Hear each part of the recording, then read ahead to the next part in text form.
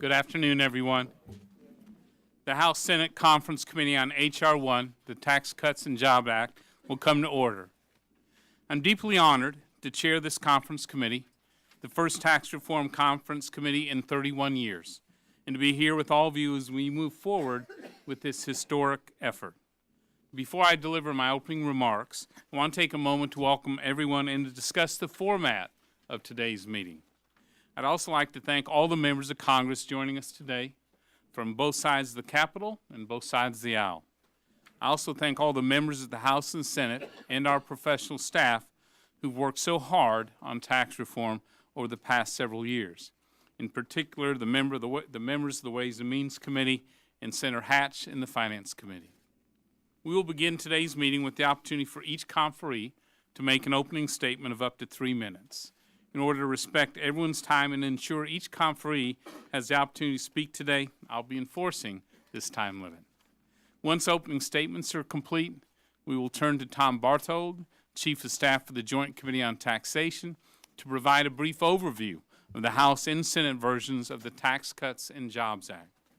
After his presentation, conferees may question Mr. Barthold during that period, also in 3-minute increments.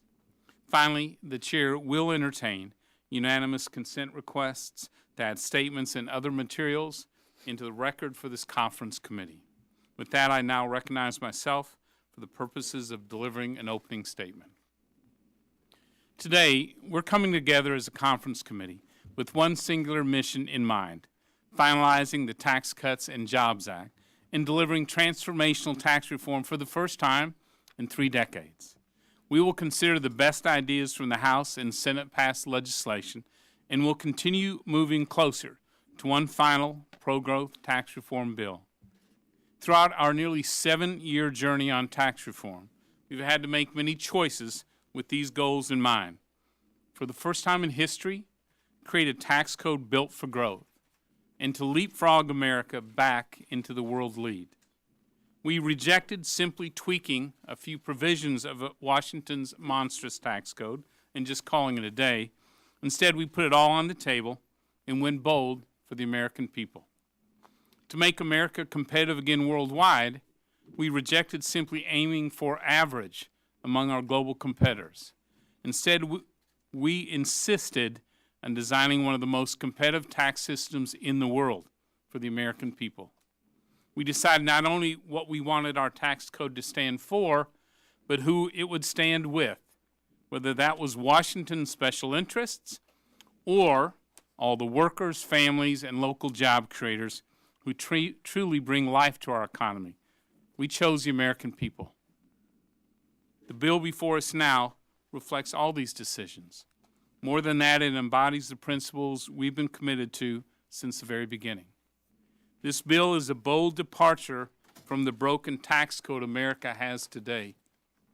It reduces tax rates for all Americans of all walks of life and delivers the lowest rates in modern history for businesses of all sizes. It provides a modern tax system that is tremendously competitive, one that will leapfrog America to the lead pack among our global competitors and unleash the growth of jobs and paychecks here at home.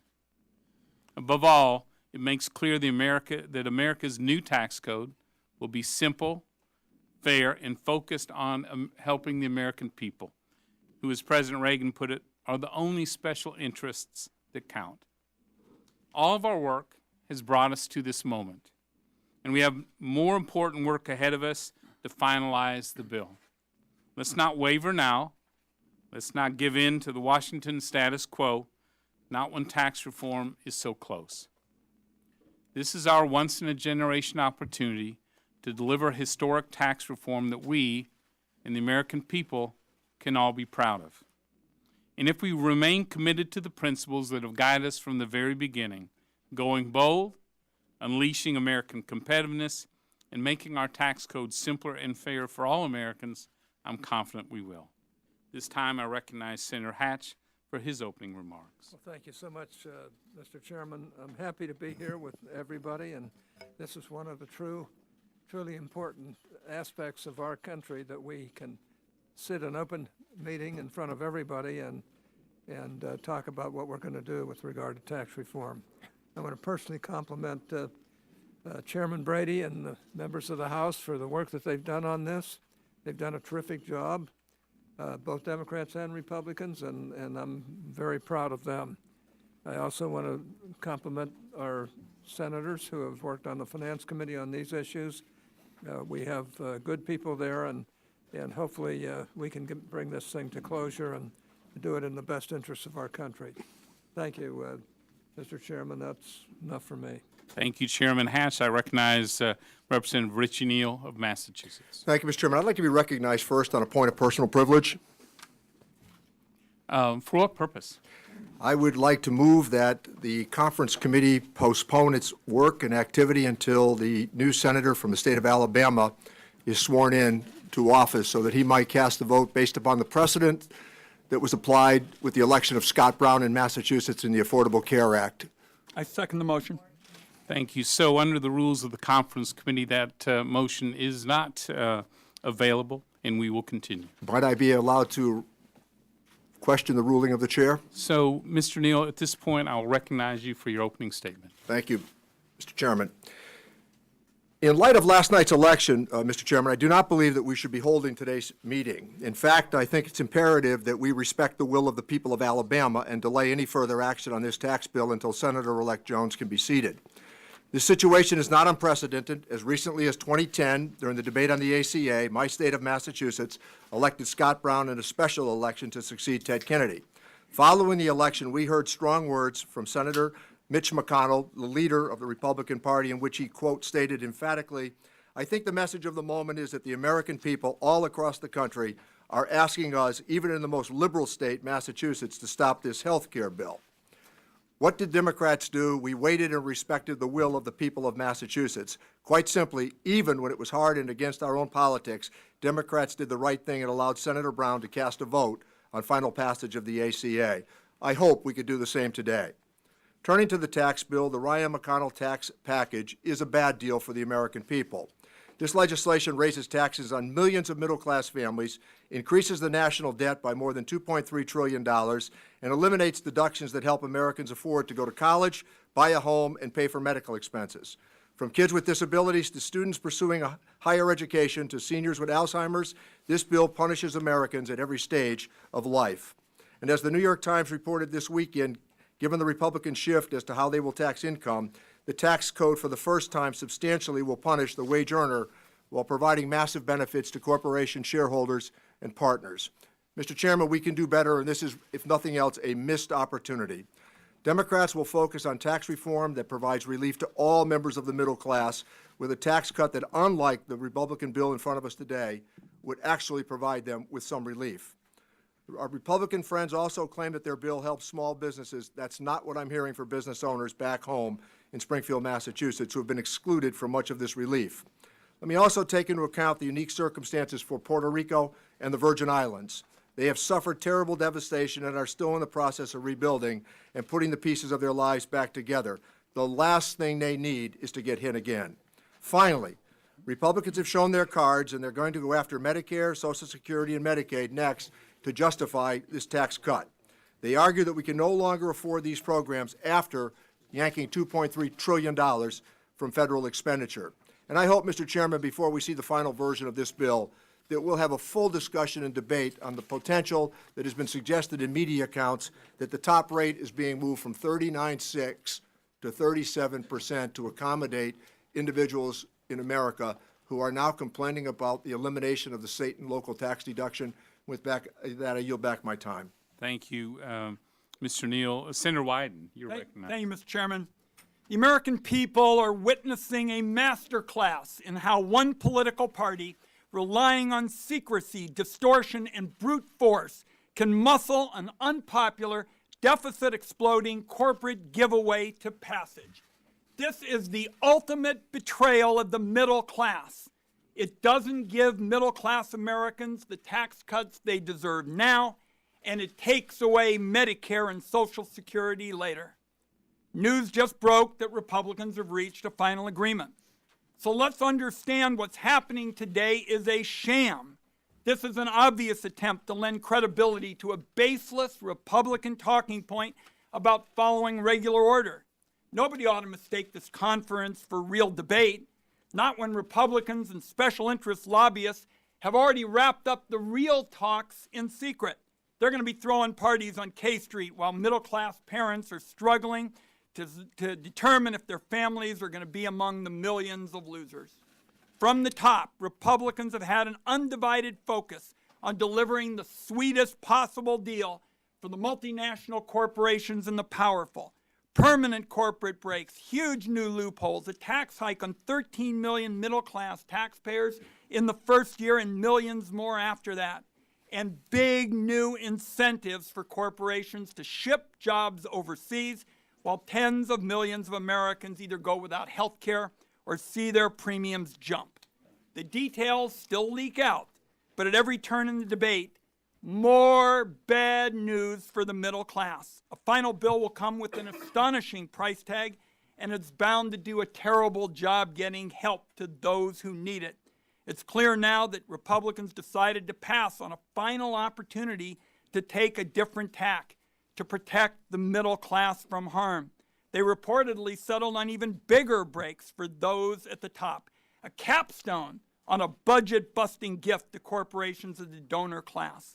At first, the deficit hawks were quiet at the prospect of an unpaid-for tax bill piling onto the national debt, but they are screeching again, seizing on the deficits as a pretext to slash Medicare, Medicaid, Social Security, anti-hunger programs, and more. Colleagues, I close by saying it did not have to be this way. The tax code is broken. Democrats agree. 17 moderate Democrats asked again for a bipartisan bill. I've written, as the chairman knows, 2 full bipartisan tax reform bills. It did not have to be this way, and it is not too late for bold members on either side to reject this reckless partisan process, work on a bipartisan basis as Ronald Reagan did, and put the interests of the middle class first.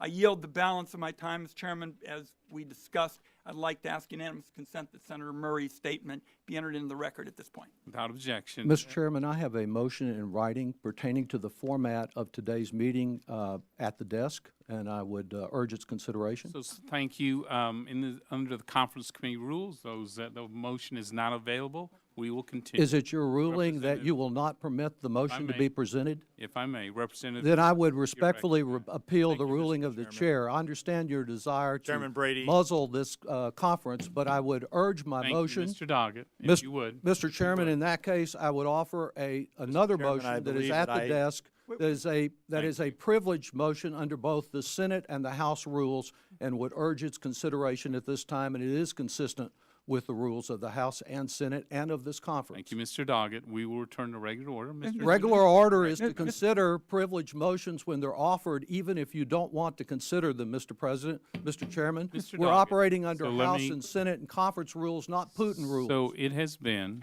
a long time since we've had a conference committee. Let's remind each other of the rules.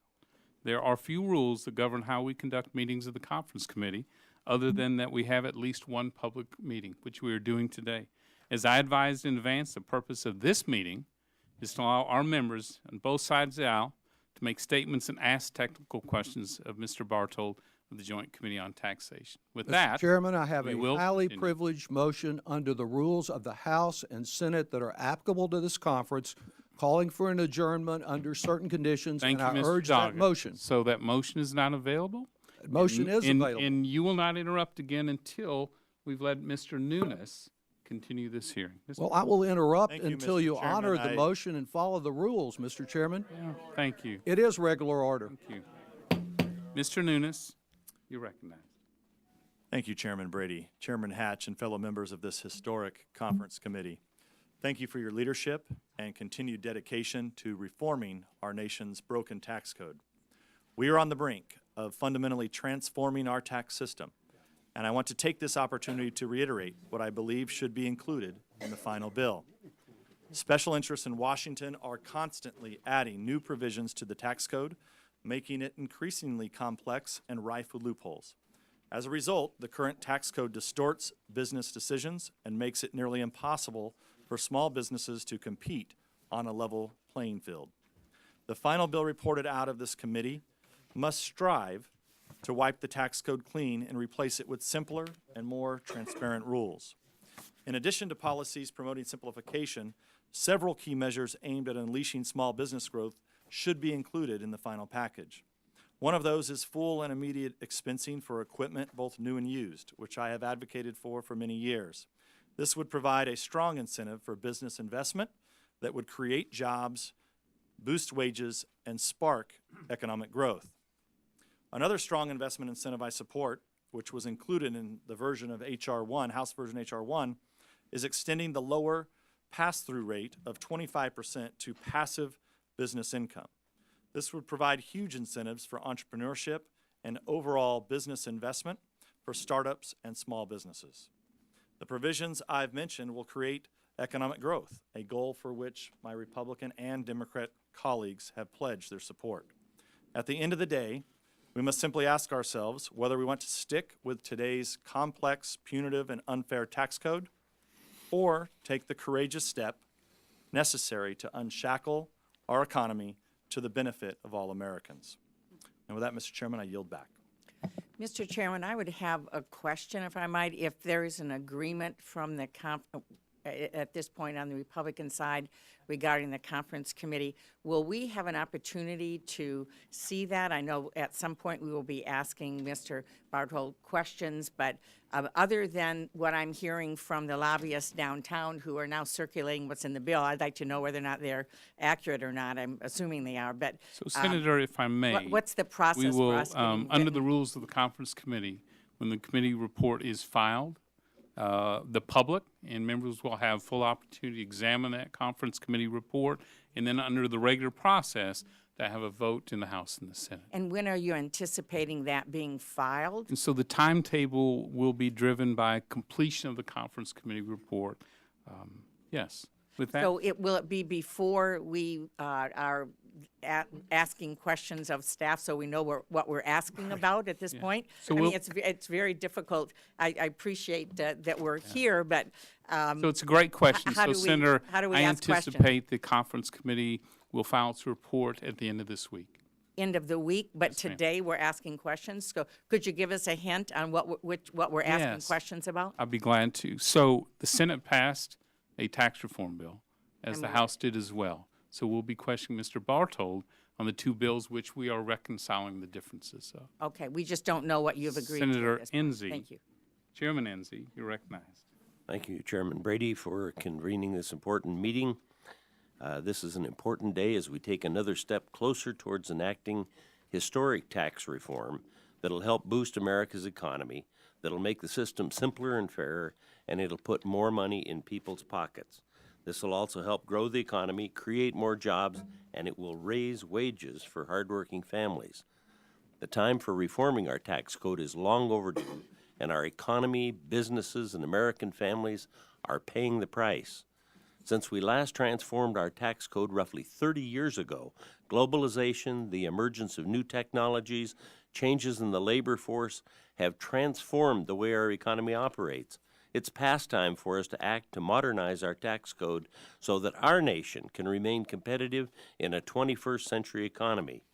Our current code is an outdated mess that's hurting American workers and holding our economy back. That's why we need tax reform that will ensure the competitive footing of our businesses and make our system simpler and fairer and allow people to keep more of what they earn. The Tax Cuts and Jobs Act will do that. It'll provide tax relief for hardworking Americans and make changes to our tax code that businesses large and small need to help grow the economy and create jobs. If you care about jobs, if you care about American companies staying here and being able to compete globally, then you should care about reforming our business tax system. America has the fourth highest corporate tax rate in the world. We need to encourage companies to remain in the United States and bring back their overseas money to increase the number of jobs here in the United States. Lowering our uncommonly high, uncompetitive business tax rate would be one of the quickest ways to solve that problem.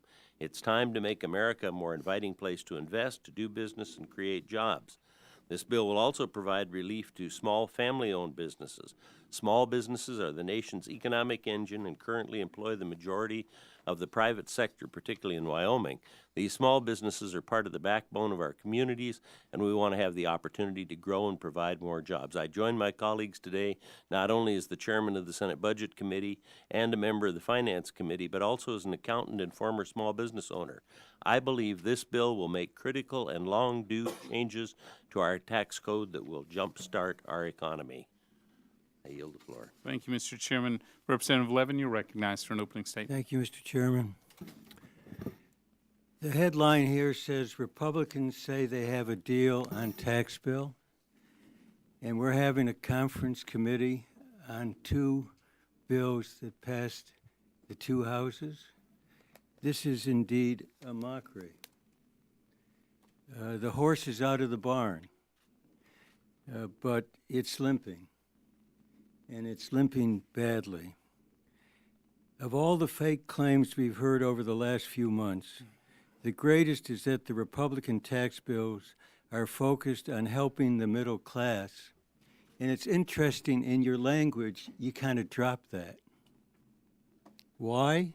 Because the truth is that millions of middle-income Americans would be forced to pay higher taxes under these bills. In 2019, nearly 13 million Americans with incomes below $200,000 a year would pay higher taxes under both the House and Senate bills. By 2027, over 32 million would pay higher taxes under the House bill and nearly 38 million under the Senate bill. Tell us what it is in your bill if you'll take it from out under the table.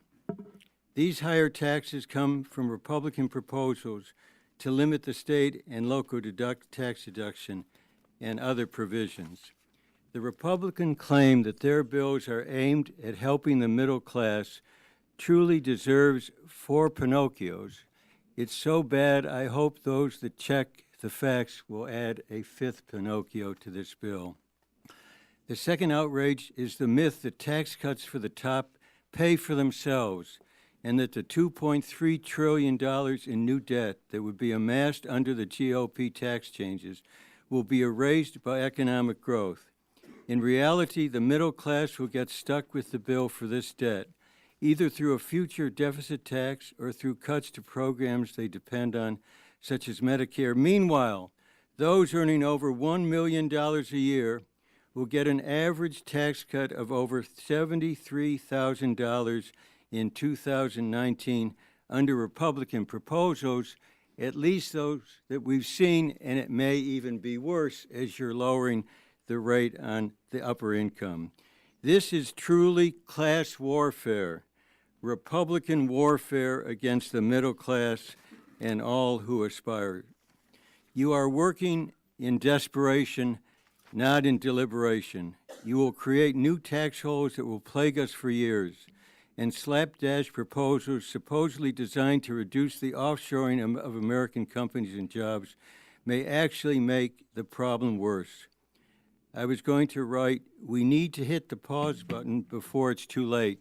You've made it too late, a mockery out of this process. Thank you, Mr. Levin. Senator Sanders, you're recognized for an opening statement. Thank you, Mr. Chairman. Mr. Chairman, as I think you well know and everybody at this table understands, this conference, so-called conference committee, is a farce. According to media reports, the final legislation has already been completed. This legislation, which will have a major impact on our economy, has not had one public hearing. Not hearing from economists, from governors, from mayors, from the business community, from ordinary Americans as to what the impact of this legislation will be. This is legislation written for wealthy campaign contributors, and I want to congratulate some of my Republican colleagues for being honest about that. What they said publicly is if they don't pass this bill, their wealthy friends will stop contributing. I appreciate that honesty. This legislation, in fact, not only had no public hearings, but it did have some 6,000 Washington, D.C. lobbyists working on it behind closed doors. Mr. Chairman, every poll that I have seen shows that by overwhelming numbers, the American people do not want this bill to be passed. They know that in the Senate bill, in the midst of massive income and wealth inequality, 62% of the benefits go to the top 1%, and 42% of the benefits go to the top 1/10 of 1%. In America today, the very wealthy are becoming much more wealthy, while the middle class continues to shrink. And your solution is to give 62% of the benefits to the top 1%. The American people also understand that at the end of 10 years, 83 million middle-class families will see their taxes go up under the Senate bill. They know that with 13 million Americans losing their health insurance, health care premiums on the individual market will increase by 10%. And they know that despite the Republicans telling us how concerned you are about the deficit is going to go up by $1.4 trillion over the next 10 years. And what the American people also are deeply concerned about is what House Speaker Ryan is talking about. And what he is talking about is that after you raise the deficit by $1.4 trillion by giving huge tax breaks to the wealthy and large corporations, you're going to come back and you're going to cut Social Security, Medicare, and Medicaid, and education, and the needs of working families. What kind of decency is there when we have legislation that gives massive tax breaks to billionaires and then comes back in months to cut Social Security, Medicare, and Medicaid? This bill must not be passed. Mr. Roskin, you're recognized for an opening statement. Thank you, Mr. Chairman. 50 years from now, economic historians and social scientists are going to look back at this moment. And what we're actually talking about right now is bigger than tax reform. Because if you peel this discussion back, what you will see is two views of the economy that are competing for the affections of the American people.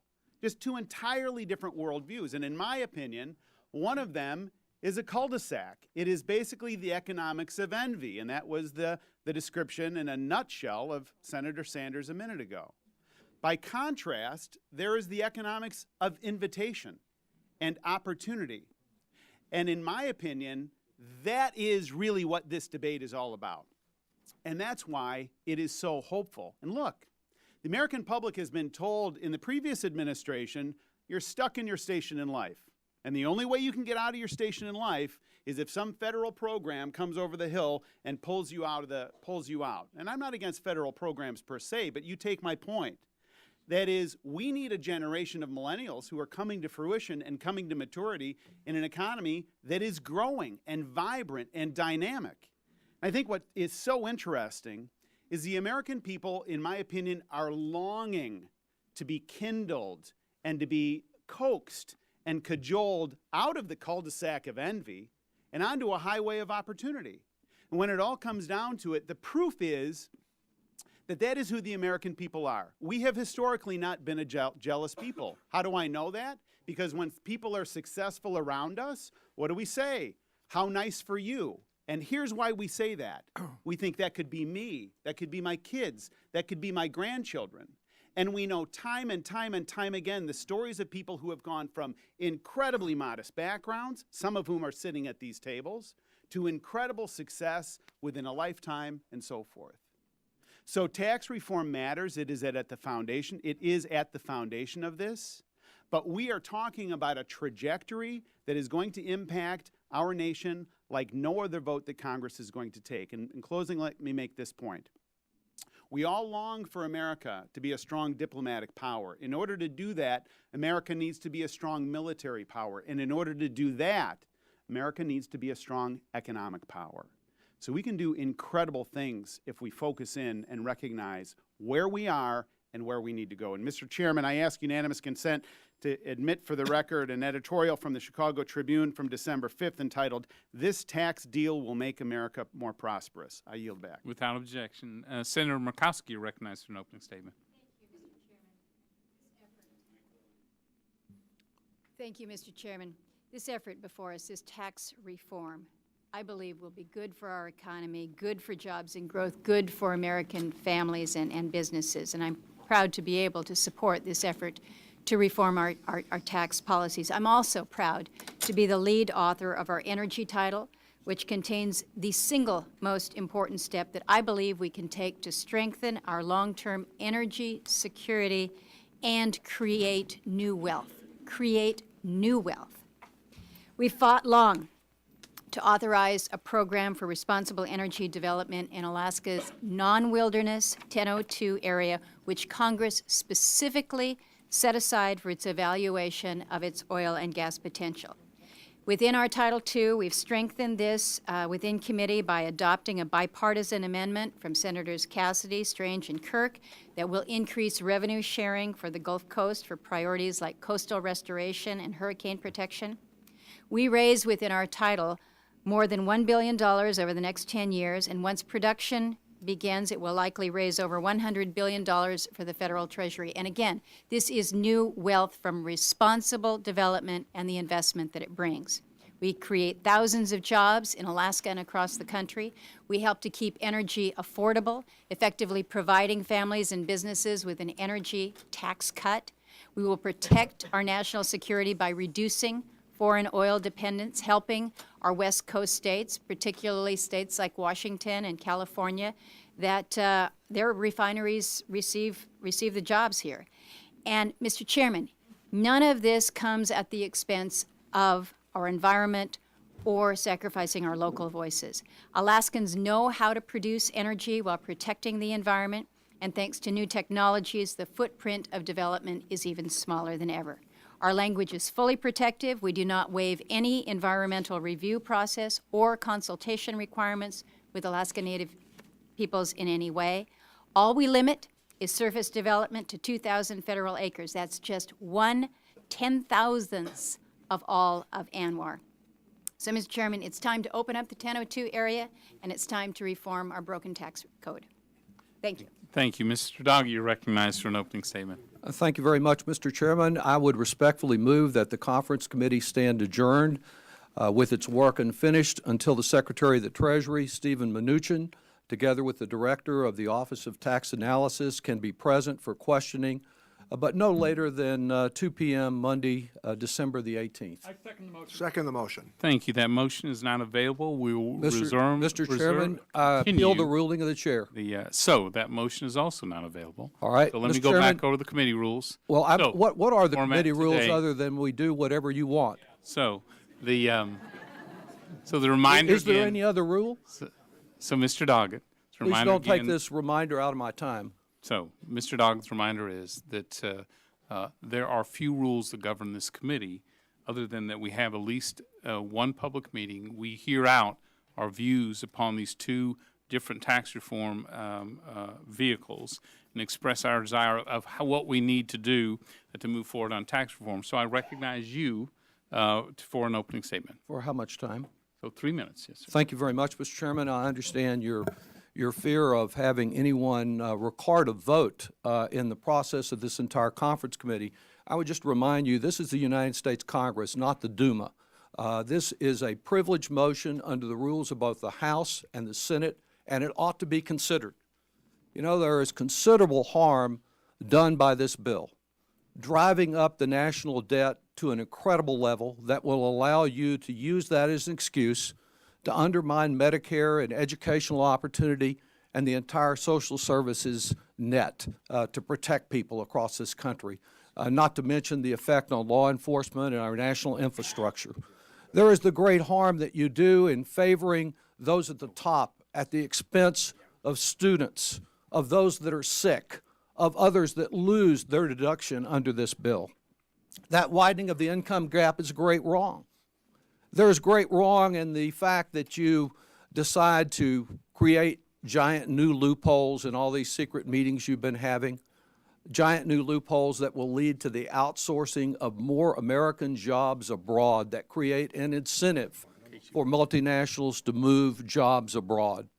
But you know, all of these wrongs, and the wrongs that I've heard my fellow colleagues talk about today, and that I know others will speak about, they are not the greatest wrong that is occurring here. What we are seeing today with this authoritarian rule, with the kind of approach that is much closer to all those third world authoritarian figures that Donald Trump likes to be so close to. What we are seeing is a steady erosion of democracy here in the People's House and in this Congress. Republicans have decided it's a little bit easier to force through legislation if you don't conduct a public hearing on that legislation. And so when it came to taking away health care from millions of Americans, they chose not to have a hearing on the bill. And they've decided that it's a little easier, particularly with the Trump administration, if you never have any official from the administration with the courage to come and answer questions about the total hypocrisy between what the president tweets and what they're doing in this House, in this Congress. They have decided that it is a little easier to approve legislation if you don't allow members of the business community and academia and just ordinary citizens to come here and comment on this. And today, in the height of absurdity, minutes after they have announced that they have an agreed bill, we don't have that bill here. We're told to make speeches and ask questions to joint tax about a bill they have but they're not disclosing. We're to ask questions about a bill that was but it may not be currently the bill. What we do know is that this entire process is a great lie wrapped in a lie. Thank you, It's a sneak Mr. Doggett. attack on America. All I time has yield back. expired. So, Representative Black, you're recognized for an opening statement. Thank you, Mr. Chairman. It really is a pleasure to be here with my colleagues from both chambers for this very important discussion on H.R. 1, the Tax Cuts and Jobs Act. Our conversation today in this conference committee meeting represents an important moment for the American people. It's yet another essential step in the right direction. And it's a moment that reminds us to think back of how far we've come and how close we are to delivering a much-needed tax relief for hardworking, middle-income Americans. Without question, tax reform has long been a priority for Republicans in Congress. During my 7 years here in the House, serving on the Ways and Means Committee, we have studied, we've considered, and we've outlined the sorts of reform that could provide real benefits for the American people.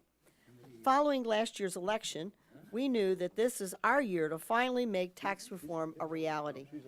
We've been preparing for a long time for this day, and I'm grateful for the President's support of our work on every step of the way. Earlier this fall, I was especially pleased when both chambers agreed to the same budget, which marked a major step forward with our shared priority for a once-in-a-generation tax reform. Yes, we are still working out our differences between the House and the Senate tax bills, but I'm encouraged that we've always agreed on the same principles. First and foremost, we all recognize the need to do something about a heavy tax burden weighing down hardworking Americans and holding back job creators. We also recognize that the tax code is too complicated and must be simplified. Through tax reform, we can help low and middle income Americans see more of their hard-earned paychecks, and we can empower entrepreneurs and small businesses to continue opening, operating, and expanding on Main Street. We can make it easier for everyone to navigate the needlessly burdensome tax system. And while the numbers understandably vary between the House and the Senate passed versions of the Tax Cuts and Jobs Act, both promise the economic jolt that our country needs badly. For example, an average middle-income family of four, the House-passed bill would mean a tax cut of nearly $1,200. And in my home state of Tennessee, the House-passed bill would create more than 18,000 new jobs and allow families to see nearly $2,000 increase in their wages. And I mention this to remind everyone that we are talking about real money for real people. And despite what the critics may say, this is not just a tax cut for the wealthy. It's not a tax increase on the poor, and it's not an attack on middle class. The truth is that our conservative tax reform delivers tax relief at every income level, and it protects more hard-earned dollars from taxes. Thank you, Mr. Chairman, and I yield back the balance of my time. Senator Corner, you're recognized for an opening statement. Well, thank you, Chairman Brady. I'd like to thank you and all of our House colleagues for your tremendous work and partnership in this effort, bringing us to this point. I also want to thank my leader, Chairman Hatch of the Finance Committee, who has done a tremendous job, and all of my colleagues on the Senate Finance Committee for their tremendous work. I also want to acknowledge the Chairman Enzi's work. This all started with a budget resolution, which gave us the ability to move forward as we have and bring us to this point.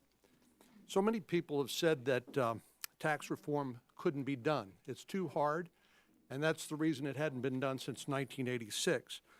No one will agree on how to simplify it, they said. Nobody knows how to make it fair. Nobody knows how to ease the tax burden on working Americans and the middle class. But today I'm glad to say that those naysayers were wrong. Not only have we passed comprehensive tax reform in both of our respective chambers, we've also done it in a way that will help all Americans. We've lowered rates, the child tax credit has been doubled, and the standard deduction has been doubled as well. Companies are incentivized to invest and relocate in the United States rather than to take their operations and investments and jobs overseas. Truthfully, some of this we've done by adopting some of the ideas of some of our colleagues across the aisle over the years. I know the senator from Oregon, the ranking member of the Senate Finance Committee, had a great piece of legislation. It was called the Coates-Wyden Plan, which argued for a corporate tax reduction, recognizing that America had the highest corporate tax rate in the world, and that chased jobs and investment overseas. We've adopted that concept along with other concepts and included this in the bill to make America's tax code much more competitive. I would say that it's interesting listening to our friends across the aisle who seem to make four arguments. They said, we haven't seen the bill, and then they proceed to criticize what they think is in the bill. Then they complain about this process, saying they haven't been able to participate when they have voluntarily chosen not to participate in the process. But I'm proud of what we've been able to do to simplify the code, to reduce rates, and to make America more competitive. We simply don't have to settle for the same old status quo that we've seen over the last few years with anemic economic growth and insufficient job creation. I believe with Mr. Roskin, as he said, this is a tax reform plan that is optimistic and will provide great opportunities, increases in wages, more take-home pay, and more jobs and investment created right here in America. We reject this idea that America cannot do any better than the status quo, which seems to be the attitude of our colleagues across the aisle. Point of personal privilege. Thank you. Chairman, for 30 seconds. So Senator, we'll have an opportunity either for a second round or one of your colleagues to yield to you. I will recognize Representative Noem. My guess is she's not yielding to you for your opening statement. Thank you, Mr. Chairman. And Mr. Chairman, I want to thank you for your leadership throughout this process. You've let us be legislators, and I think that has given us the good options that we have before us today, and I really appreciate that. I come to this table today as a farmer and as a rancher, a small business owner, but most importantly as a mom. I came here to make sure that our tax code reflects the priorities that we have in this country, and I came to fight for those in South Dakota who haven't been heard before. You know, the average household income in my home state of South Dakota is $54,000 per year. And in South Dakota, our folks pay double the national average in energy costs. That means they have very little extra money to spend on their families, do something for fun, or keep in a savings account. We need to build a healthier economy that creates jobs that pays them higher wages, let them hang on to more of their dollars each and every day. And so that's why in this bill, I fought not only to significantly lower tax rates, but also to dramatically expand the child tax credit, to keep the child care tax credit, to make sure that we had flexible spending benefits, and also that we maintain incentives in our tax code for saving for retirement, for education, making sure that we have money to build a new home. Those are tools that families can use to give their kids a good start. And when those same kids grow up, I'm fighting to make sure that they can find good, high-paying jobs in America. We have to make sure that our farmers and our ranchers and our small businesses can thrive under this new tax code. In the House bill, we fully and permanently repealed the death tax. And I want to thank the chairman for that, for getting rid of that un-American, unfair tax. We give people better expensing tools, and in the House bill, we drive down the rate for small businesses and keep an interest deductibility option for those as well. I understand that no tax form plan is going to be perfect in everyone's eyes. We had 12 formal hearings on taxes in the Ways and Means Committee and discussed all the different options and proposals that everybody had. But what I want to remind each and every conferee that's here today is that we weren't called here just to make a few tweaks around the edges, to make a few changes. We were called here today to make sure that our tax code is fixed forever. We do this once every 30 years, so let's not tweak it and just change it. Let's fix it for the long term. The American people deserve more control over their paychecks. They've worked hard for that money. They've taken time away from their families to earn that money. They ought to be the ones deciding how, where, and when to spend it. So thank you, Mr. Chairman, and with that, I yield back. Thank you, Representative Garayova. You're recognized for an Thank you, opening Mr. statement. Chairman. Mr. Chairman, it's very difficult as we go through this process, the denial of motions. You, sir, keep referring to the rules of the conference. I think I'm missing something. When did we adopt those rules? What are they? When were they decided upon? It's difficult not to feel like a prop here. This has been predestined and decided already. For example, the Senate chose to use the tax bill to try to open up the Arctic National Wild Refuge to oil drilling, a completely unrelated, unpopular provision that should be forced to this Congress under these procedures. They should be taken out, and the issue is that the Native people in the area, it's not just their opposition, it is the fact that this is not necessary. It's wildly optimistic that because of these, what's going to happen in the Arctic Refuge, that somehow that is going to offset part of the huge deficit that's being created by this legislation. We don't need the oil. We're exporting millions of barrels a day from this country, and I would hope that there's consideration given to that. But there's other things as well. An important issue is Puerto Rico.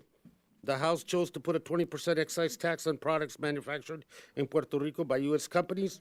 That further devastates that island, whose recovery has been shortchanged by federal agencies in terms of responding to their needs. While I have many concerns about the tax bills, including my Republican colleagues' blatant attempt to make college even more unaffordable, the Senate's attempt to cut off health care for 13 million Americans, well, let me just end with this. I hope that my colleagues will hear what the will of the American people. They don't want a tax giveaway to billionaires and corporations at the expense of the middle class, plain and simple. They don't want working families to have to carry the burden of this and to risk Social Security, Medicare, and Medicaid in the future as a justification and a self-fulfilling prophecy that's generated by this tax bill. This is not the politics of envy that I'm talking about. These are the politics of fairness. And this bill is not fair to the vast, vast majority of the American people. It is because it's a vehicle to get things done that normally would not pass through the regular process in Congress. And the secretness of it and the fact that some of us feel like props here as part of this, something that's already been decided, I think the American people feel the same way. And with that, I yield back. Senator Cantwell, you're recognized for an opening statement. The House and Senate bills severely undermine the means by which we build affordable housing for working-class families in America. The low-income housing tax credit was enacted as part of the 1986 Act and had bipartisan support. Senator Hatch and I believe that we should be expanding the affordable tax credit. 9 members of the Finance Committee, including 5 Republican members, are co-sponsors of the bill. In fact, 4 Republican co-sponsors of the affordable housing tax credit expansion are sitting on this conference committee, as well as 3 Democratic co-sponsors. Yet the tax bill before us today goes in the opposite direction, with potentially crippling impact on our nation's most important program for building and preserving affordable housing. Nearly 20 million Americans are in this crisis of affordability. Look at what's happening now in the states of Texas and Florida as they face the crisis of rebuilding after the hurricanes. Under the House proposal, the tax-exempt status for private activity bonds would be eliminated, including for multi-housing bonds, which would account for about half of all the housing production under the low-income housing tax credit. I keep hearing justifications for getting rid of the bonds because some people don't like the activities that they support, but tell me which ones that you don't support that for housing. If it is the case, preserve the housing credit. According to an estimate, as many as 800,000 fewer units will be built over the next 10 years because of this House language. Now, the Senate has problems as well, and obviously we want to make sure that our colleagues understand that investors who currently are able to deduct losses generated in the investment as a result of the limit on the rents to make sure that housing is affordable. Affordable housing projects do not earn returns for their investors like private real estate. So reducing the top rate does not provide a benefit and will not increase an incentive. It is because the tax deduction investors take under the proposal will be worth considerably less at 20% compared to the 35% rate. The result is investors will pay less for the given credit, and we estimate as about $2 billion less, 200,000 units, about a 15% reduction. As well as the beat erosion, trying to focus on foreign corporations, we believe that there are those who are investing along with J.P. Morgan Chase and Citigroup that account for about $1.5 to $2 billion of investment annually that also will be reduced, making about 10 to 15% less available for investment in affordable housing. These three things taken together will probably, if all impacted the way this bill is written, reduce by 50% the amount of affordable housing when we need to be going in the rest of the direction. I yield to my colleague. I thank my colleague. I'm going to be very brief. The senator from Texas just said the Republican bill is following the lead of the only bipartisan tax reform bill. That statement gentlelady's time could has not expired. be further from the truth. Thank you. He is talking about the Republican bill, territorial Cantwell's taxation, time has expired. rather than keeping Senator jobs here Cantwell's in this country. time has expired. Mr. Chairman, parliamentary inquiry. So, that motion is not available in the conference. Not even a motion, it's a question as to procedure, Mr. Chairman. so, Questions of procedure are We not, will, are not so available. the format of the conference committee is one round of statements, opening statements, followed by a second round of questioning of Mr. Barthold about the two bills that are being considered for. I appreciate that, but when can questions as to procedure as to how the conference will continue? For example, will this conference be able to reconvene and have questions of whatever is the final bill of Mr. Bartow? Will we get a score of the Joint Tax Committee and CBO before a final vote? Will there be an opportunity for motions and amendments to be offered? Will we convene again? I mean, I think that those are legitimate questions, certainly in the greatest deliberative body in the world. This is Thank not you, Cuba. Senator. So This the is the rules United of the, States of America. Thank you, Senator. So the rules of the conference committee are that when the conference committee is reported, members as well as the public will have an opportunity to examine it, review it, and deliberate on it before it goes to the House and Senate for a vote. Will it have a CBO, a JCT score? Will we So, be able to ask questions? You will have an opportunity to question Mr. Barthold, the head of the On a Joint bill Committee on that Taxation. doesn't exist? We're getting criticized Thank for you. making comments about bills that don't exist. We don't know what the bill is. We know what the Senate passed, we know what the House passed, but we don't know what this bill is. Thank So you. what am I might as well ask So, about questions on March. Thank you, Senator. So, Mr. Bishop, you're recognized for your opening statement. Mr. Chairman, I'm confused. Do I have to be demagogic or can I just talk? Probably can do both. Okay, I'll try that. I realize, first of all, Mr. Chairman, I want to thank you, maybe Chairman Roscom, for letting me bend your ears on a whole range of questions on this entire bill. But I would like to focus on maybe Title II of this particular provision. And for Ron, if you'd like to tell him, it's probably not as good as the Wyden-Bishop bill, but it's darn close to it. So thank you for that. Look, this bill, or Title II of this bill, actually fulfills the Budget Committee's instructions to us to provide revenue as well as to provide energy security and independence at the same time. So the 1002 area that was established, when it was established, the special purpose of that is consistent with what we are doing in Title II. This has the support of the entire Alaska delegation. Okay, not many of them, but they are united in the delegation. Has support of the Alaska people, also the natives who live in that area of Alaska. They realize, as we all do, that this area, especially Title II, will provide well-paying jobs for the middle-class families, as well as producing a source of energy for the rest of us. And let's face it, we're talking about 2,000 acres in a 19 million acre reserve. That's what the 1002 area is. And so I'm very proud of the Title II in this. It does continue. It will promote a pro-job, pro-environment, pro-growth, pro-American energy legislation. It will produce increases in energy. At the same time, it will help cut taxes for average middle-income American families. That's what we're trying to do. That's what we're going forward with. And I'm very proud of that particular section, and I appreciate all those who've worked so hard on that. I'll yield back. Thank you, Mr. Bishop. Senator Thune, you're recognized for an opening statement. Thank you, Mr. Chairman, and I want to thank you and Senators Hatch, Enzi, Murkowski on our side and their counterparts on the House side, or on the Senate side, on the House side, for getting us where we are today. And let me just say, with respect to my colleagues in the Senate who have protested the process, as well as those in the House, that in the Senate, I got on the Finance Committee in 2011. I got on that committee because, like everybody else, if you're in the Senate, you're in the House, you want to be on Finance or Ways and Means, because that's where you do big stuff like tax reform. So I came on in 2011. Since 2011, we have had no fewer than 70 hearings on tax reform. And in 2015, under Chairman Hatch's leadership, we had 5 working groups that studied various aspects of the tax code.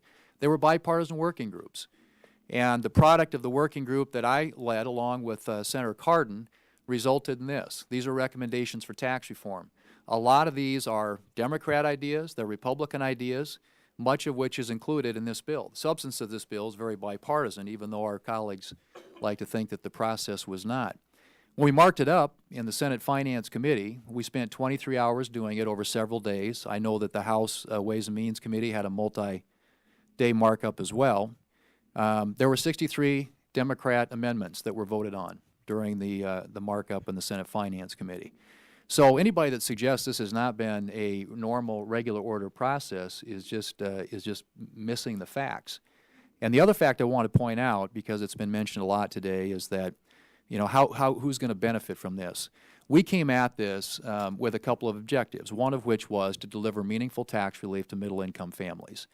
And, you can argue about distribution tables, which I think the distribution tables reflect that, but there are some basic objective facts that are just undeniable, one of which is that this proposal doubles the standard deduction. Another which is it doubles the child tax credit. Another is that it lowers rates. And so if you look at what that impact is on a typical family in South Dakota, my colleague from South Dakota talked about the average income, but let's take a family of 4 with a combined annual income of $73,000 a year. Under the Senate bill, and I think the House bill, as we merge them together, will be very similar, that family would get a $2,200 tax cut, which represents a 60% reduction over what they're paying under current law. Now, one of my colleagues over here, former colleagues on the House side, mentioned something about Pinocchios earlier on. And there was actually a number of our Democrat colleagues in the Senate who got up earlier this year and were attacking the Senate bill.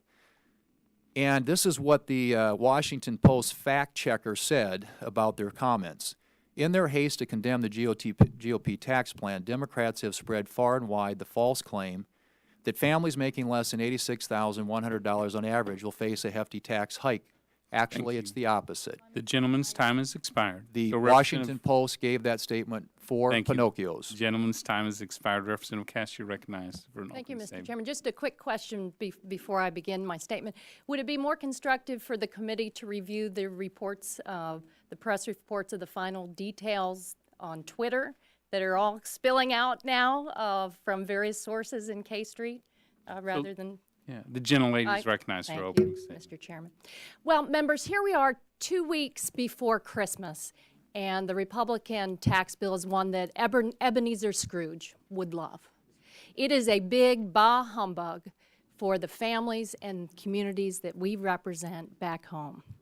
It raises taxes on millions of middle-class families while showering big corporations and the super rich with huge tax cuts and new loopholes. It is unfair, and it will squeeze middle-class families.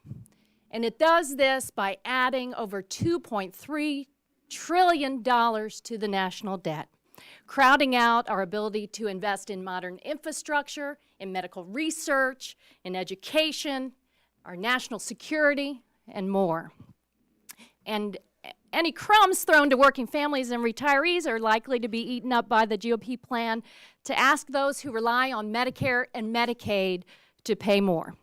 So just like Charles Dickens' Christmas Carol, I'm sure my Republican colleagues are being haunted by the ghost of Christmas past, present, and future. Now, the ghost of Christmas past reminded Scrooge that he had lost the love of his life because he loved money more. He loved money more than anything else. And that's what the Republicans propose, to reward privilege rather than hard work. Greed doesn't make America great. What makes America great is opportunity and sweat and hard work.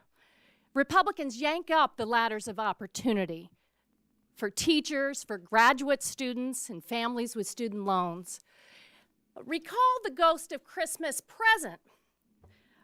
He informed Scrooge that Tiny Tim would die soon unless Scrooge changed his ways. Well, Republicans take aim at Tiny Tim and millions of other families all across America by eliminating health coverage and raising health care costs on millions more. Americans with pre-existing conditions will be priced out of the market because you are destroying the Affordable Care Act health care pool. Over 1.7 million Floridians right now depend on the Affordable Care Act for their health coverage. And if that isn't enough, Republicans are poised to end the medical expense deduction and thereby impose a new health tax on families with a child with special needs, with families that have a member with Alzheimer's or cancer, or a spouse in a skilled nursing center. And you should also fear the ghost of Christmas yet to come because Republicans add $2.3 trillion to the national debt. This is fiscally irresponsible. It's a ticking time bomb. But Speaker Ryan says no worries. Our ability to, Ladies, time we're going to look expired. to Medicare and Medicaid Thank to make you. up the difference. The It's gentleman's unfair time and has it's a expired. big bah humbug. Senator Stabenow, you're recognized for an opening statement. Thank you, Mr. Chairman. I've said it before and I'll say it again. We need tax reform that creates jobs, that closes tax loopholes and brings jobs home, protects our farmers, helps our small businesses, puts more money in the pockets of middle-class families in Michigan and across the country. If that was the legislation in front of us, or whatever is going to be in front of us, whatever version that we see, I'd be happy to support it. However, that is not what this legislation does. Instead, it provides huge tax giveaways to the wealthiest 1% and promises Michigan families the same old trickle-down economics. This is not new. Same old trickle-down economics that somehow never trickles down to them in their paychecks or in their pockets. Under the Senate bill, parents making $500,000 a year will enjoy a new $4,000 child tax credit for their 2 children. Meanwhile, the working class parents of 10 million children will receive nothing under the House proposal, $75 or less under the Senate proposal. We don't know about the final here. That's not even enough to buy a week's worth of groceries. And millions of middle-class Americans will actually get a tax increase. Happy holidays. Here's your tax bill. Now, a few of my friends across the aisle have told the truth about this legislation. One of our House Republican colleagues from South Carolina said, quote, fundamentally, the bill has been mislabeled. From a truth in advertising standpoint, it's fundamentally a corporate tax reduction and restructuring bill, period. He said, I think they were particularly concerned about innuendo and what that might mean. So it was labeled a middle-class tax cut. Well, labeling something a middle-class tax cut doesn't mean it's a middle-class tax cut. Families in Michigan deserve better, they deserve tax relief, and they deserve to be told the truth. And here's the truth. Since 1979, wages for the top 1% have grown by 138%. Meanwhile, the vast majority of American workers have seen their wages stagnate or go down. And Republican colleagues on the floor, and I want to show a chart that was used over and over again on the floor in the Senate, promising hardworking middle-class families that by giving the top 1% and largest corporations big tax giveaways, that they'd get at least $4,000 in higher wages. That's what we saw on the floor. Well, Mr. Chairman, the proof is in your paycheck. That's what we say in Michigan. The proof is in your paycheck. If my Republican colleagues are serious about putting money in the pockets of the middle class, I urge you to write it into the bill. Keep the promise that you are making by writing it into the bill, that this doesn't take effect unless people get at least $4,000 in increased wages. For working families in Michigan, the proof is Gentlelady's in their time has paycheck. expired. And I would move the So, conference committee not vote to Representative approve Young. the conference report until So, joint Representative tax Young. and the Congressional Budget Gentlelady's Office time has determined expired. that So, in Representative Young. 2020, increased average Gentlelady, wages will the go time up has by at expired. least $4,000. Thank you, Senator. I've made So, a motion, Mr. Chairman. Thank you, Senator. Gentlelady's time has expired. Mr. Young, I would you are appeal the ruling recognized. of the chair, Mr. So, Chairman. Thank you, Mr. Thank you. So, members will be respectful of each other's time. Thank you, Let's Mr. set that Chairman, example. and thank you, the chairman from the Senate, Orrin Hatch, and thank you, Lisa Murkowski. I will tell you one thing about this. I'm quite pleased to back up Lisa Murkowski's position on the energy part with my chairman, Mr. Bishop, on ANWR. This is crucially important to the nation. It's vitally important. And I can remember when we had good senators and we had good environmental members that voted for this when we created this bill. The 1002 areas were open. Both sides agreed. Where the oil was, it was never to be a wilderness area. And I constantly hear this nonsense from the other side of the aisle that drives me crazy because you don't read the history. As a dean of the House, I have a little history of how things should be done, how they were done, and why they can still be done. Most of you never participated at all because you wouldn't participate when you were asked, House and Senate side. That's not good legislation. That's TV legislation. You're playing to the cameras. Thank God, Mr. Chairman, I asked unanimous consent and my written statement will be submitted. But thank God, because this is not in my statement, thank God I'm wearing my cowboy boots today. You know why cowboys wear cowboys boots? To keep their damn pants clean from the horse manure that comes from people that don't know what the hell they're talking about. Now, you can have all the different opinion you want about this. I don't believe, in fact, I'm sure you're wrong. But consequently, if we're wrong, you ought to be happier than the devil. You ought to be real happy. You can say, look what the Republicans did. Look what they did. They hurt you. They hurt your economy. You don't have as much money if you're right, Madam Senator. If that's right, then you can brag about it. But we happen to be right, and this country comes back and does as it should and be given the opportunity to advance so we can have the real jobs, not government jobs. So we can do it with the freedom. That's what we need. This bill does it. And I want to thank all the conferees for working on it. Those who don't agree with it, you'll have your chance to vote on it. You can vote no.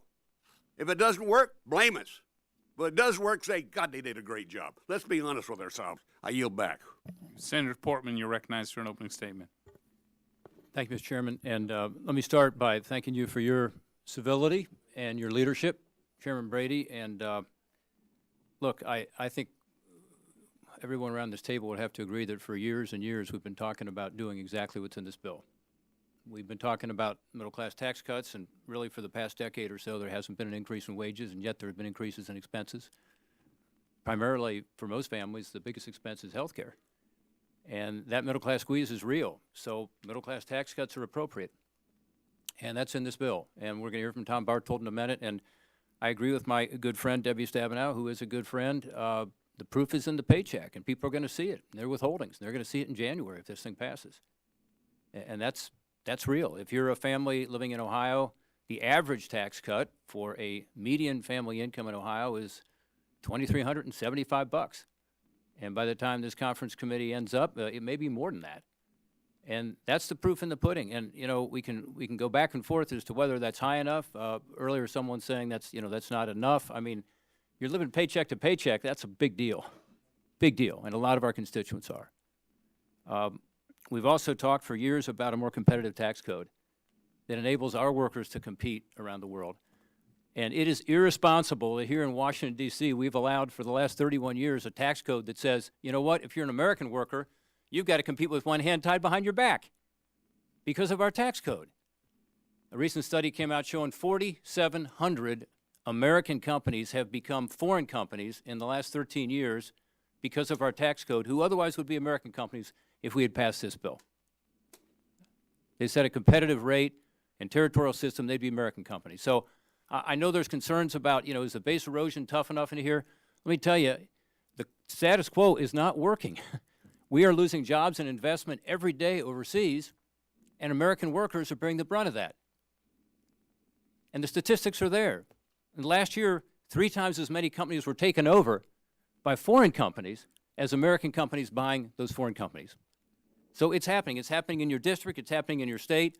Companies don't like to talk about it, but it's true. And by the way, when they leave, you know what they do? They take their jobs and investment with them. We did a study in the Permanent Subcommittee Investigations, bipartisan study, and we have example after example of companies that chose to invert, who went overseas, and they didn't just go overseas with the headquarters. They took jobs and investment with them. Doesn't count the bigger problem, which is companies getting acquired by foreign companies. So this is what's happening, and that's what this tax reform is intended to reverse, and I believe it will. I strongly believe that. We had a bipartisan working group 2.5 years ago. There were 5 of them, one for every area of the tax code. So the notion is we haven't looked at tax reform. This is new. Bipartisan working groups in the Finance Committee. I know you've done this in the Ways and Means Committee as well. Those bipartisan working groups Gentlemen's time is came up with different proposals, and on the international side, Chuck Schumer and I co-chaired it. This is where we came out. Gentlemen's time is expired. Thank you. Senator Menendez, you're recognized. Mr. Chairman, I appreciate my colleague from Alaska's comments.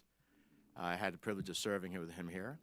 But when you create the manure, you have to walk in it. So let me just say that the reality is that middle-class families in New Jersey, they know that this is a big, fat, wet kiss to corporations, including corporations that are foreign corporations, at the expense of working middle-class families that are left behind. And referring to the bills as we know them, because I don't know what bill you've negotiated, but referring to the bills as passed, at least, 96% of families making under $10,000 per year in 2019, that bill will either raise taxes on them or keep them the same. But in contrast, it would provide at least $500 tax cut to over 80% of those who make over $1 million per year. So the single mom working full-time in a low-paying job, earning less than $10,000 per year, they may very well see their taxes go up or stay the same. But for the incredibly fortunate few, making over $1 million per year, over 80% of them are going to see a $500 tax cut at a minimum. Look at the state and local tax deduction, which 1.8 million New Jerseyans, a full 40% of my state, uses to avoid being double taxed on the same dollar, deducting a total of $32 billion. Do the House and Senate bills preserve the state and local tax deductions for corporations? Yes.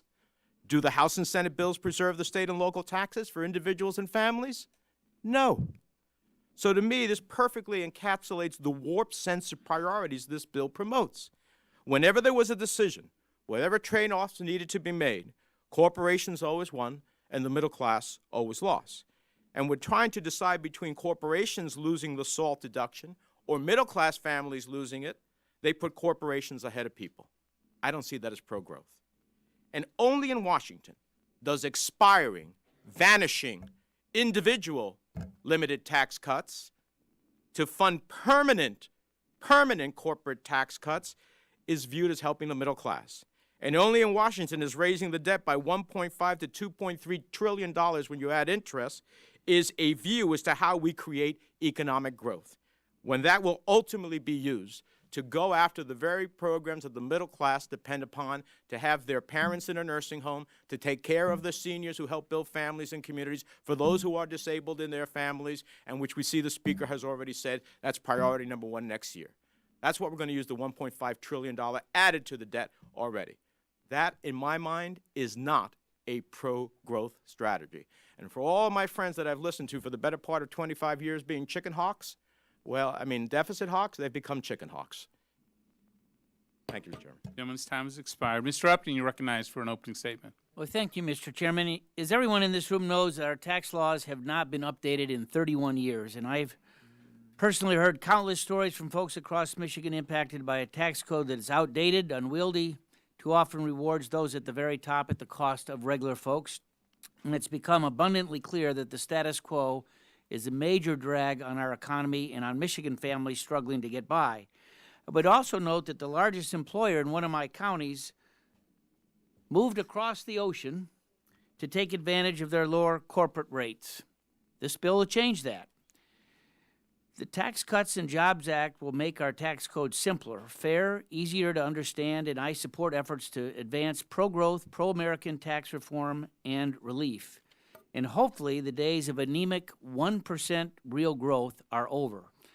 I also want to make note of my strong support to include medical deductions as part of the tax code. I think that's very important. Now let me turn to the Senate's oil and gas provisions in Title II. I support the ANWR provisions, though I wish that they could have been drafted in a way that would have preserved the full $1.1 billion that expected to be generated from lease sales. I also support lifting the caps on offshore oil revenue sharing for Gulf states as long as they're paid for responsibly.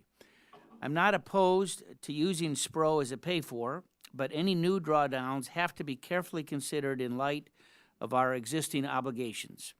We're already using SPRO to pay for the last budget deal, highways, and 21st Century Cures, which was signed by President Obama a year ago today. Under my chairmanship of the Energy and Commerce Committee, Congress authorized a series of drawdowns that will reduce SPRO's inventory from almost 700 million barrels to close to 500 million barrels over the next 10 years, provided that the sales do not limit the ability of the SPRO to prevent or reduce the adverse impact of an energy supply shortage.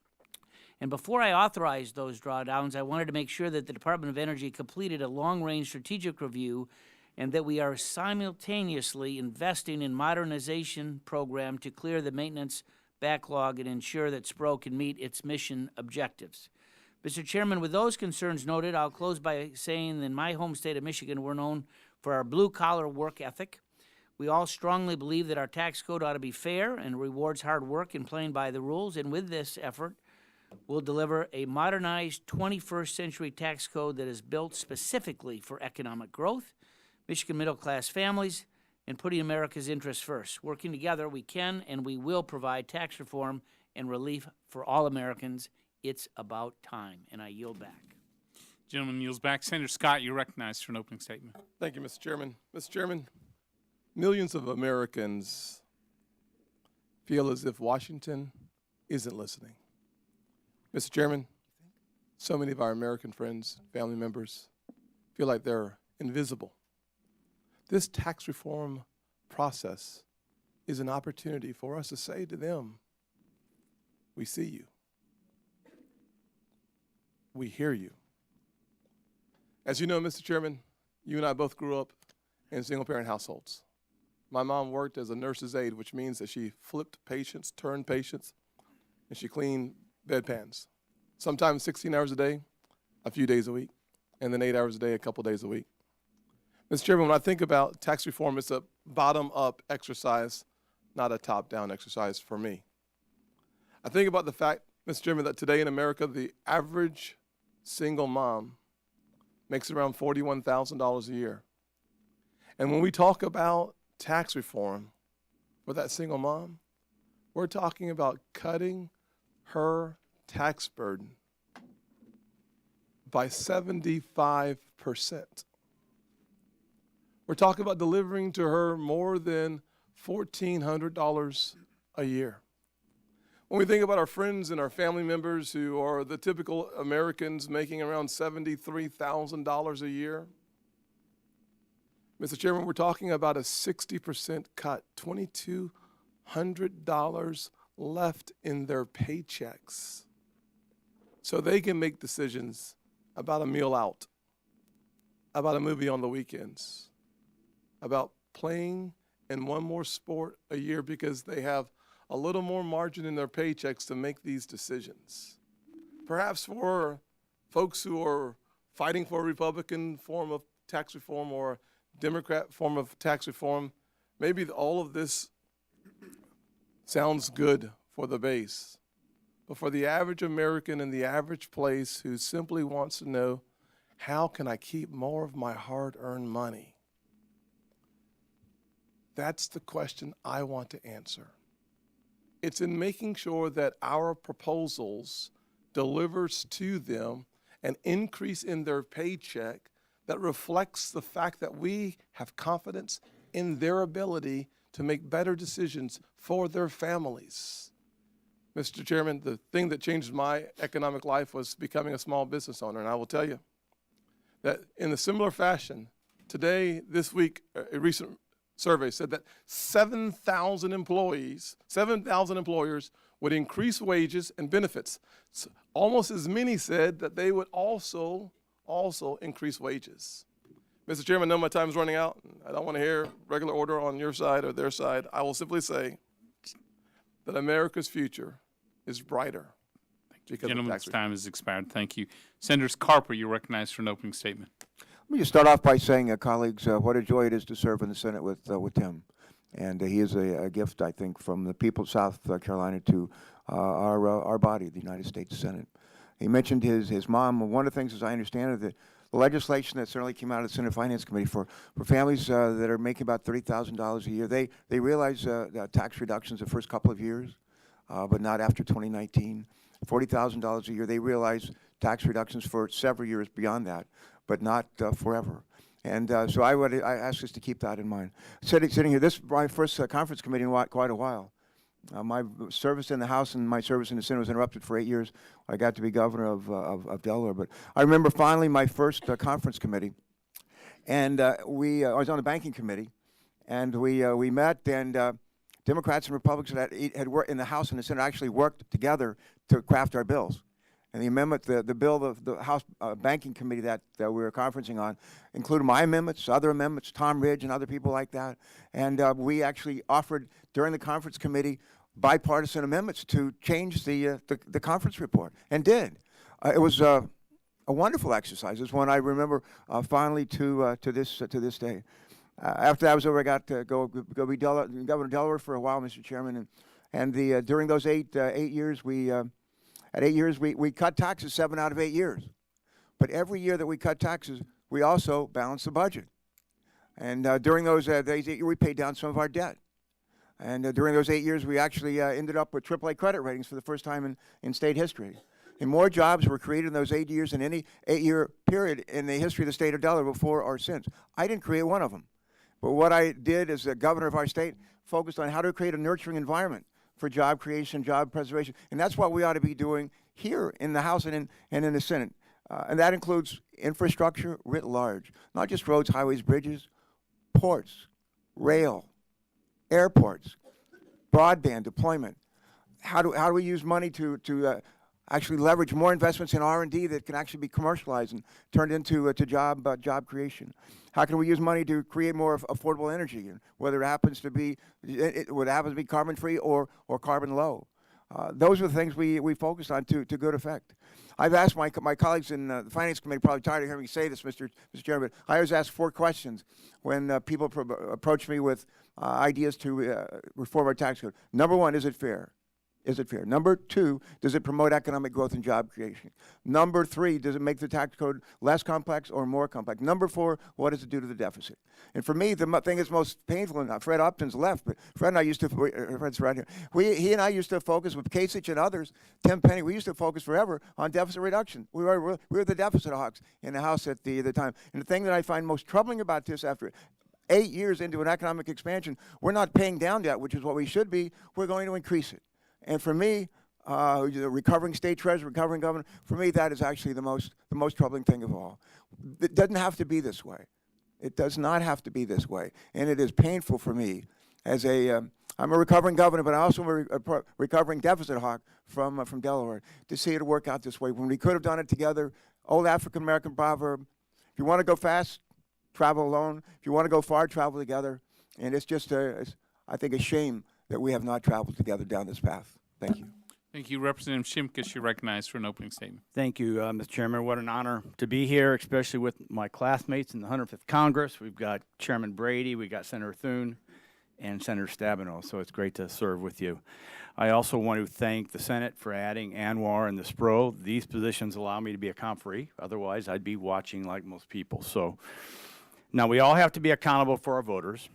And I've always pushed for and promoted a fair, flatter, simpler tax code, especially for the individuals. In my district, 80% currently file without itemizing.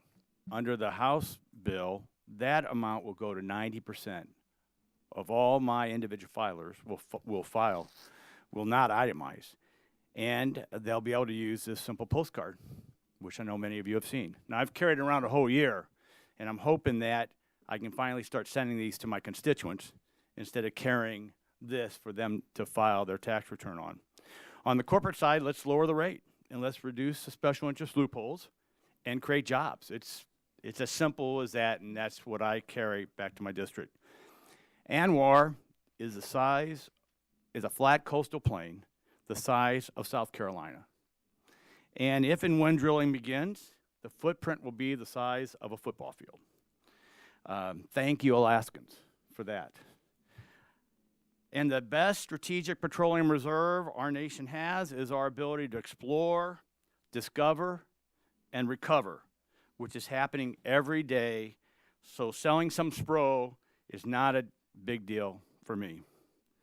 Let me finish with this, thanking Chairman Brady and your staff for their hard work. I got a response from one of my constituents who's a self-identified skeptic,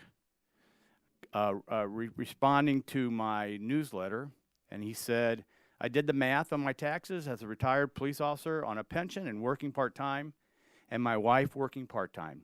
Estimating a gross income of $76,000, married filing jointly under current law, we would pay $6,502. Under the proposed changes, our tax liability drops to $5,592, saving us $910. I'm from a pretty poor district, but I also have some successful people. I also spoke to another constituent who has over $100 million sitting overseas, just waiting to be returned to Illinois to create jobs and put people back to work. So I appreciate the work we've done. I look forward to finishing the conference and getting these things on the floor. I yield back balance of my time. Gentleman yields back. Senator Toomey, you're recognized for an opening statement. Thank you very much, Mr. Chairman. You know, I think people viewing and listening to this debate might really wonder which version of this tax cut and reform bill should they believe. Is it the tax increase on middle and lower income families, as some of our Democratic colleagues has characterized it, or is it the tax cut that my Republican colleagues and I have described it as? So let me just suggest that actions speak louder than words. There's a relatively simple way to get to the truth of this. The first is we're just a few weeks away from hopefully having this in law. And when that happens, take a look at your paycheck. Your withholding is going to go down, and your take-home pay is going to go up. So the proof is going to be in the pudding, as I say, very, very soon. There's another way we could view this debate, Mr. Chairman. And for our House members who were not present at the Senate vote-a-rama on our bill, let me just share a little bit of history. We were hearing the same rhetoric, that this is a terrible, awful tax increase on low and middle income families. And then one of our Democratic senators offered an amendment to take what we did, our tax cuts on low and middle income families, and make it permanent. Now, if this is a big tax increase, of course, they'd all vote no, right? Well, in fact, every single Democratic senator voted in favor of our legislation, our substantive tax cuts for low and middle income families. When they had to go on record, they went on record endorsing what we did and, in fact, urging us to make it permanent, which I hope we'll be able to do. So I would suggest that actions speak louder than words. Let me also talk a little bit about the growth, Mr. Chairman. We've got a modest net tax cut. It's on the order of 2% of projected revenue over the next 10 years. But that's a misleading way to think about it. It's really a very dramatic tax reform. It's a restructuring of our tax incentives that is going to encourage a huge increase in invested capital. Invested capital, what that means is business putting money to work, buying equipment, buying vehicles, buying machinery, buying the kinds of tools that allow them to grow the productive capacity of their business. And all of those things require workers to build and require workers to operate. That's why this is going to put increased demand on wages. And when you do that at a time when unemployment is something on the order of 4%, you necessarily put upward pressure on wages, bring people back into the workforce. And what we are going to do with this bill is we're going to make sure it is going to happen that labor is going to have an increasing share of the wealth this country produces because of the demands we're going to put for additional workers. This is terrific policy for the people we all represent. Mr. Chairman, I want to thank you for your leadership in this and look forward to its prompt passage. Thank you, Senator. This time I'll turn to Tom Barthold, Chief of Staff, the Joint Committee on Taxation, for a brief overview. Yes, Senator. The Congresswoman said, Ms. Black, that you all were still going back and forth with respect to the details of the tax plan. When would our conference have a chance to ask questions about the real bill? So, Senators, you know, when the conference committee is filed at the end of this week, we will all have an opportunity as legislators to review the legislation, deliberate upon it, and then vote in the House and the Senate. That's not the conference committee. $10 trillion worth of tax changes. So We're what not is your getting parliamentary inquiry, Senator? Well, I think you answered it. We are not going to get a chance as a conference committee Thank you. to ask questions So, about $10 trillion at this worth time- of tax policy changes. Thank you, Senator. At this time, I turn to Tom Barthold, Chief of Staff, Joint Committee on Taxation, for a brief overview of the key differences between the House and the Senate versions of the Tax Cuts and Jobs Act. I would ask the members hold their questions until after his presentation. Mr. Barthold, Mr. you're Chairman, recognized. I just wanted to clarify So- with what Senator Wyden asked. Thank you, Are you indicating Madam we won't? Senator. Will we be actually being asked to vote yes or no in the conference Yes. committee So before I think that question's we been receive asked the bill? and answered. And So so you- now, So when do we will vote on that? Are continue. we going to vote as a Yes, conference when the committee? conference committee comes to the Senate, you will have an opportunity So to as a deliberate conference and vote. committee, we're not going to get an opportunity to vote Again, before we see the bill. Conference rules, efforts I'm finished. very confused. I've been on done. other No conference conference committees. rules. Thank you. I'm So, just- gang, regular order. So We're we going to won't respect be each voting? other's I'm rights. just wondering if we're, what are we doing Gentlelady, here? regular order will prevail. And Mr. wh- Barthold, you're recognized. Thank you, So we're Chairman. not voting? This is not regular order. This is not regular order. This is not the kind of conference committee I grew up with. We actually had the text of Thank the bill you for your before us. comments. We had Senator, the opportunity to so offer we're going to Democratic and Republican continue regular amendments order. together. That is regular order. And Senator, let us all remind each other, we are on this conference committee. When this report is presented, you'll have the opportunity to disagree with it and to not sign it and have your voice heard as they are today. When do we Then have the you'll an opportunity to offer vote amendments for to it. the conference report? Senator, we are going to continue this. That's regular order. report. With all due respect, that is So- regular order. Senator, you're out of order. We're going to respect each other. Mr. Barthold. I'm not the only one here out of Regular order. order. Thank you. Thank you, Chairman Brady, Chairman Hatch, members of the conference committee. The staff of the Joint Committee on Taxation has prepared two documents to assist you in reviewing the two bills that are the subject of this conference, the Tax Cuts and Jobs Act. The two documents are JCX 64 and JCX 65. The former provides a textual walkthrough of similarities and differences in the two bills, and the latter is a revenue table that compares in a side-by-side fashion the provisions of the two, the respective legislation. The legislation is substantial, makes many changes in terms of the taxation of individuals, taxation of business income, and changes our taxation of income earned from investments abroad.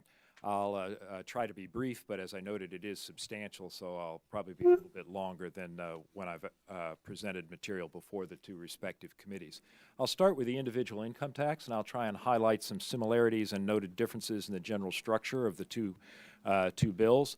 One overriding difference between the legislation passed by the House and the legislation passed by the Senate is that, as a general matter, most provisions of the individual title of the Senate legislation expire after calendar year 2025. Both bills repeal the personal exemption. Both bills nearly double the standard deduction. In terms of tax rates for the individual income tax structure, the House provides 4 rates, ranging from a low rate of 12% to a top rate of 39.6%, while the Senate provides 7 income tax brackets, with the lowest bracket being 10%, the highest bracket being 38.5%. Both bills expand the child tax credit. In the House, it would increase the value of the child tax credit to $1,600 per eligible child, and in the Senate to $2,000 per eligible child. In addition, the House bill provides a family credit, or a credit for the taxpayer, taxpayer's spouse, and other dependents in the household, of $300. That would expire after 5 years. In the Senate, there is an additional credit for non-child dependents of $500. Both bills make some substantial changes in the deductions that certain taxpayers may be permitted to elect to itemize. The House and the Senate both retain itemized deductions for charitable contributions, mortgage interest, although they make reforms to the amount of interest allowable, and provide for a deduction of property taxes limited to a total value of $10,000. In addition, the Senate legislation would provide an itemized deduction for large medical expenses. The alternative minimum tax for individuals would be repealed under the House legislation. It would be retained under the Senate legislation, but the exemption amounts would be increased. The Senate legislation also reduces to zero the penalty for failure to purchase qualified medical insurance, referred to as the individual mandate. Both legislations would make substantial changes in the estate and gift taxes. The House would double the present law exemption amount and then repeal those taxes after 2024, making a change in the gift tax at that time. The Senate legislation doubles the present law exemption amount. With respect to business taxes, I'll first describe briefly taxation of pass-through business entities and then C corporations, and then try and speak briefly about the measurement of business income. There's substantial changes made in the legislation in all those areas. With respect to pass-through business incomes, the House provides that there would be a maximum rate of tax on the qualified business income of 25%, and for taxpayers whose income would otherwise be in brackets under the House-passed legislation less than 25%, it would provide reduced tax rates of 11%, 10%, and 9%. The Senate legislation takes a different approach of, rather than having a maximum tax rate, it would provide a 23% deduction for qualifying business income against whatever the tax rate would otherwise be. Both legislation have certain definitions which limit the qualifying amount of income or exclude certain types of income from the benefits provided. In terms of the taxation of C corporations, the House would provide a 20% tax rate. That tax rate would be effective beginning after 2017. The Senate also would provide a 20% tax rate, but in the Senate legislation, that tax rate would not be effective until after 2018. In the House, the corporate alternative minimum tax would be repealed. In the Senate, the corporate alternative minimum tax would be retained. In terms of defining business income, both the House and Senate would make substantial changes in capital cost recovery. Both would provide essentially 100% expensing of capital investment for the first 5 years of the ensuing budget period. The Senate legislation would differ from the House in that it would phase out that benefit over the succeeding 4 years. The House legislation would return to present law makers cost recovery after 5 years. Both the House and the Senate make substantial changes to expensing for smaller businesses that's provided under Code Section 179.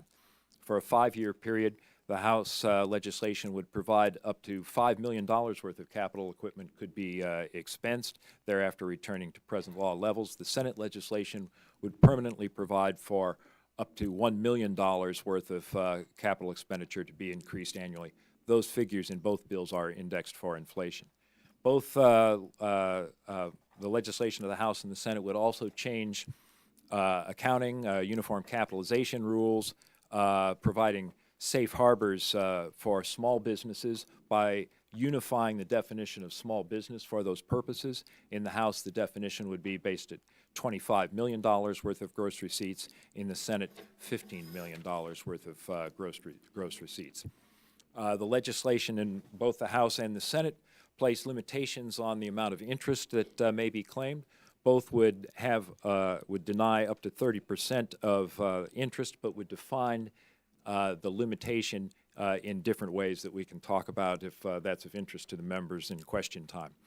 Another substantial structural change that the House and the Senate would make is that they would limit the amount of net operating losses that may be claimed against current year taxable income.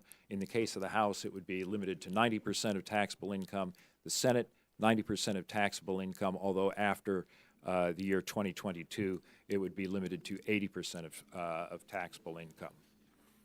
Also, substantial differences, as I noted initially, in terms of the treatment of income earned from cross-border investments, cross-border business income.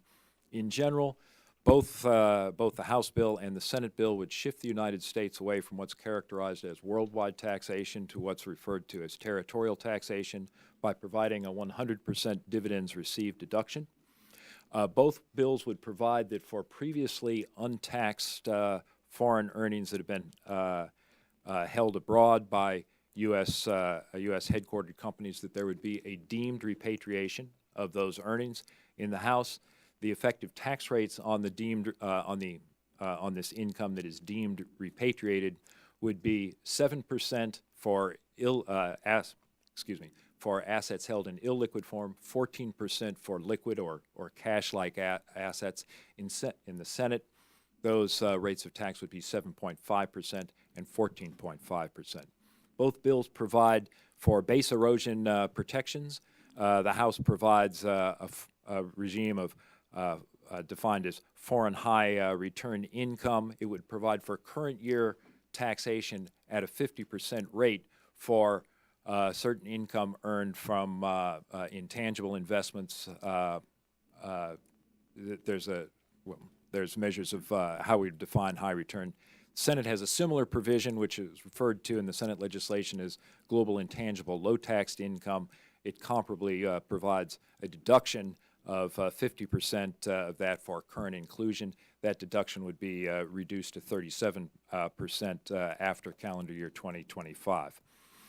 Senate legislation, in addition, would provide that for certain income earned in the United States attributable to exploiting intangible assets and sold abroad, the income earned from foreign sources, that there would be a deduction against the U.S. tax base, effectively lowering the tax rate on income earned in the United States by exploiting it in sales abroad.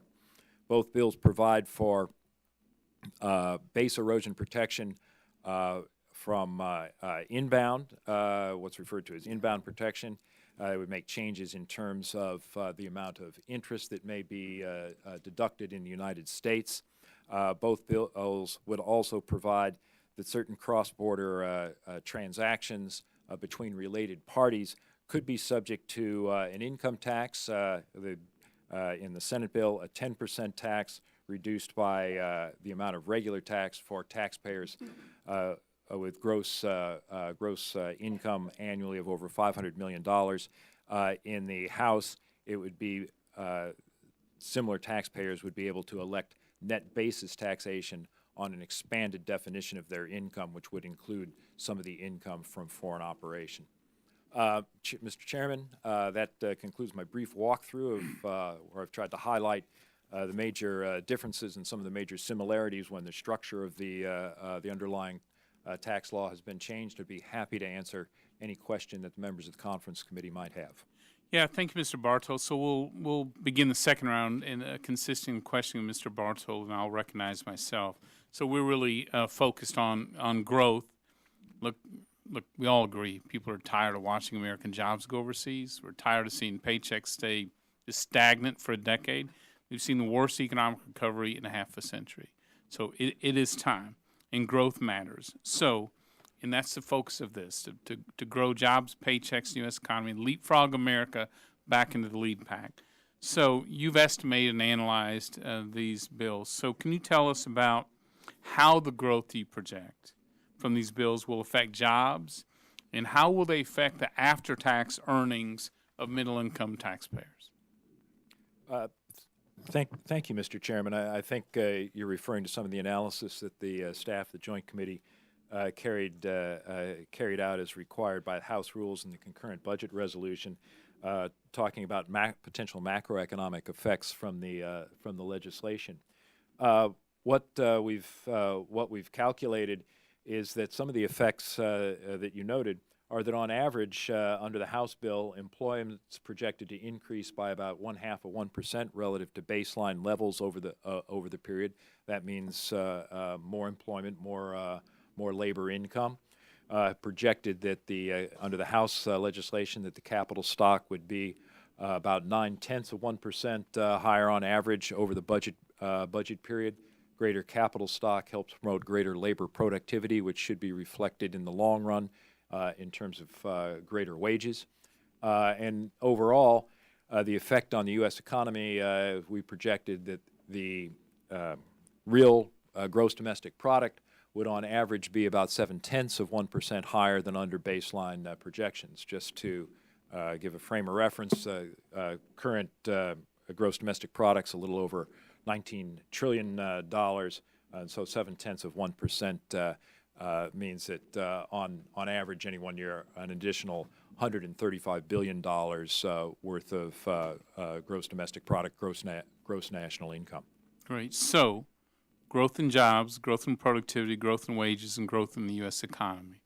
So most Americans work along Main Street. Can you describe how your estimates show how individuals will benefit from the tax changes on the business side? Mr. Chairman, we've prepared at the time of that the Ways and Means Committee acted and then the House deliberated some distributional analysis, and our analysis following empirical economic literature attributes some of the benefits from capital growth, from business expansion in terms of benefits to individuals, both in terms of the wage effects that I noted a moment ago, also in terms of returns that they may earn through pension assets. Mr. Bartol, I'll hold myself strictly to 3 minutes as well. So, Chairman Hatch, you're recognized. Question, Mr. Bartol. Well, thank you, Mr. Chairman. Dr. Bartol, some of my friends on the other side of the aisle have recently been decrying increases in corporate profits, a phenomenon which has generally been taking place for decades now. What they typically fail to also mention is that household wealth has also generally risen for decades, even when adjusted for inflation. Typically, my friends on the other side of the aisle suggest that rising corporate profits somehow accrue only to the so-called, quote, rich, unquote, whether it is a corporate CEO or rich stockholder. But this seems to ignore the fact that equity valuations of corporations have contributed a great deal to retirement savings of pension holders, a large number of whom are in the middle class. Now, this has been a huge source of growing wealth in this country. Dr. Bartol, if corporate profits and equity valuations increase as a result of the pro-growth and pro-middle class tax reforms that the Senate and the House have passed, does that mean only the so-called, quote, rich, unquote, will benefit? Well, Chairman Hatch, I don't like labeling rich since it's not clear where that means in terms of incomes. It is the case that individuals in the top half of the income distribution own more assets and probably more business assets, but individuals across all parts of the income distribution, as you noted, will benefit from increase in pension assets if they own their own homes, increase in the value of their homes. So it's not the case that if corporate profits increase, that only means that there's a benefit to the very highest income individuals in the United States. Well, thank you, Mr. Chairman. Thank you. Mr. Neal, you're recognized. Thank you, Mr. Chairman. Mr. Barthol, do you remember at any time attending a hearing on H.R. 1 in the House of Representatives to discuss the Republican tax plan? Well, Mr. Neal, I don't know if it counts as a hearing, but we did have markup for. Well, that doesn't count as a hearing where we had a chance to go back and forth with you? If your question is subsequent to Ways and Means marking up and reporting the legislation, there was not a hearing on that legislation. Thank you, Mr. Barthol. So there was not a hearing, so we might confirm that we did not have one hearing on this tax bill in the Ways and Means Committee. Now, Mr. Barthol, one of the problems we have, and I know it's not an easy position for you, but one of the problems we have now is that we're trying to respond to a bill that already passed the House of Representatives here. We know about the bill. We know what's in it. The challenge that we should use the conference committee for is to figure out how to discuss what the final package apparently is going to look like. There's no opportunity to do that. There's no give and take. And, Senator Carper said, like myself, we attended and participated in conference committees at one time. The SNL conference committee, I was on it. We had a chance to go back and forth with amendments, and actually it was very amenable to a fluid conversation. Both sides reached agreement, and we passed eventually something out of the House and the Senate that the American people could live with. That has not happened in this instance here. Now, Secretary Mnuchin has indicated that early on there would be no absolute tax cut for the upper class. Mr. Barthold, is there any couple or individuals that will be making $1 million that in this instance here are going to see a tax cut? Mr. Neely, the simple answer is yes. I'll point you to a couple of factors in the legislation, both in the House and in the Senate. Individuals who are owners, either passive owners or active owners of pass-through business income, could, if they currently have an income over $1 million, could see their taxes reduced because, as I noted, in the House, there's a maximum tax rate on income attributable to those businesses, and in the Senate, there's a deduction. Tom, just because I only have 32 seconds left, what happened in this? What happened in the House bill to new markets tax credits? It is effectively repealed by no new allocations after. And the historic tax credit? It also would be repealed, sir. And the orphan drug tax credit? It would be repealed, sir. And the private activity bond? The private activity bond authorization also repealed, sir. Thank you, Mr. Barthel. Thank you, Senator Wyden. You're recognized. Thank you, Mr. Chairman. Chairman Brady has now confirmed that this is a reality show version of a conference committee. We're not going to get a chance to ask questions about $10 trillion worth of tax changes in a real bill. So, Mr. Barthold, I have some questions for you that go to the issue of the middle class getting the shaft here, and I just would like, if we could, to see if we could get some yes or no answers. Is it correct, Mr. Barthold, that in the Senate bill, the individual tax changes are temporary, except for the Affordable Care Act changes and the change to reduce inflation? Is that correct? That's correct, Senator Wyden. Thank you. Second, on this issue of wages, I asked you specifically in the committee about this idea that the Senate bill would generate $4,000 worth of additional wage per worker. You said that that was very unlikely, and you referred us to some tables. Is that still your position? I still stand by that statement, sir. Great. Compared to current law, isn't it correct that millions of families, millions of middle-class families walking on an economic tightrope are going to have a tax increase due to those expiring provisions that I just mentioned? The effect of changing the inflation adjustment will have the effect of slowing those adjustments, so that there could, upon expiration of the reduced tax rates and other features of the Senate legislation, you will see higher taxes for some families. What is the revenue impact of a 1% point decrease in the top rate? I don't know off the top of my head. I'll have to get back to you. I'll provide that information to all the members of the Who benefits the most from a cut in the top rate? What's the percentage of taxpayers? The percentage, I'll also have to respond. The top rate is under the top 5%. Under 5%. Okay. One last question, again to highlight the double standard here. We're writing into black letter law permanent reductions for multinational corporations and having temporary provisions for working families. Isn't in the House bill, because there's some symmetry with the Senate bill, isn't the House bill, the child tax credit expansions and the family credit temporary?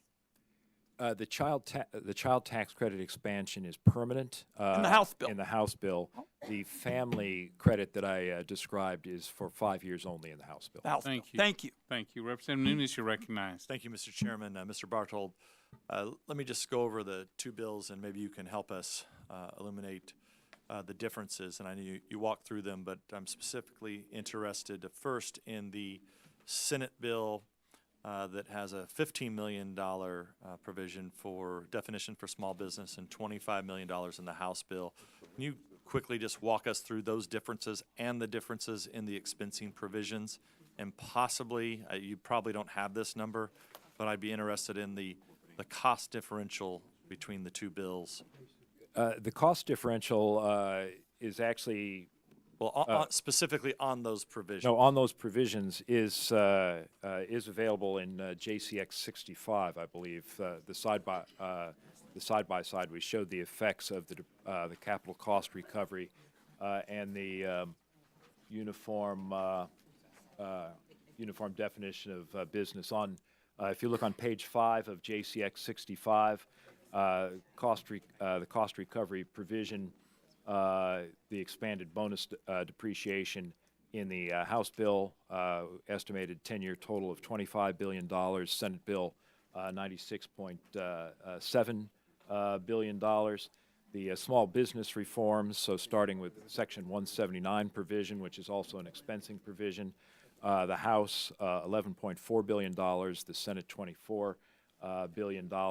In terms of the small business accounting method reform that you just highlighted, where the House has the $25 million definition and the House the $15 million definition. The estimated revenue loss from the House legislation is $30 billion, and from the Senate legislation, $27.6 billion. So adding used equipment, the used equipment definition to the to either bill is not going to be a large cost recovery. It will not be a large. It will be under $5 billion. Under $5 billion. Okay. Also, Mr. Bartold, the House had a 25% passive investment rate. That's a maximum rate, and it's a lower rate for individuals whose income would otherwise be in brackets below the 25% tax bracket. And what's the major differences in 30 seconds between the House and Senate bill on the passive rates?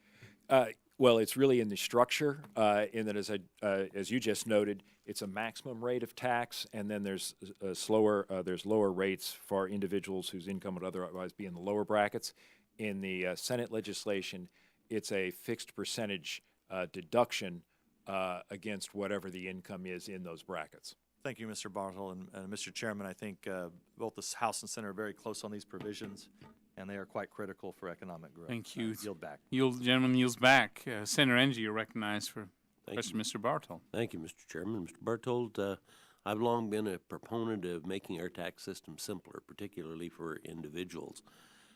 In these bills, are there provisions that would make compliance with the tax system easier for individuals?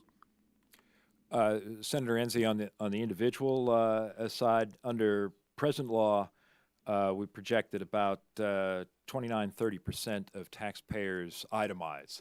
We project that under either the House bill or the Senate bill, those numbers would fall to 5 to 6%. So to the extent that itemization requires additional record keeping and verification, that'd be an element, a potentially substantial element of simplification, sir. Thank you. Move to the international tax reform, which would have efforts to encourage U.S. headquartered multinational companies to stay in the United States versus locating overseas. What types of changes under the bills would you expect to incentivize U.S. companies to remain in the United States? The legislation has a couple of different features, and then again it varies some House to Senate. Top line, to the extent that a lower corporate tax rate is beneficial to being located in the United States compared to other countries which presently have lower statutory tax rates than does the United States. That reduction would provide an incentive to invest in the United States, remain headquartered in the United States. In the Senate legislation, there's also the additional benefit to investment in the United States from the foreign-derived intangible income provision that I briefly described, that provides an additional preference for producing and selling in the United States as serving foreign markets. Thank you. I'm always very impressed at your ability to cover these complex situations and make them sound and make them into answers that are understandable. Thank you. I yield back. Thank you. Representative Levin, you recognize the question, Mr. Bartow. Mr. Bartow, we very much respect you. So let me ask you some questions about facts. And we've sent these to you. It's the estimate that in 2019, 12.7 million people with incomes under 200,000 under the House bill and 12.9 million under the Senate bill would pay higher taxes. Is that estimate essentially correct? Mr. Levin, yes, you asked about some work that we did on the House bill and on the Senate bill, where we calculated percentage of taxpayers by some income categories who would see tax increases or tax decreases, or essentially no change. And the summary that you've presented is accurate, sir. It's accurate. And as to 2027, it's the estimate that we sent to you that by 2027, 32.5 million people with incomes under 200,000 would have higher taxes under the House bill and 37.8 million under the Senate bill. Is that estimate that we sent to you based on your earlier work essentially correct? In 2027? Yes.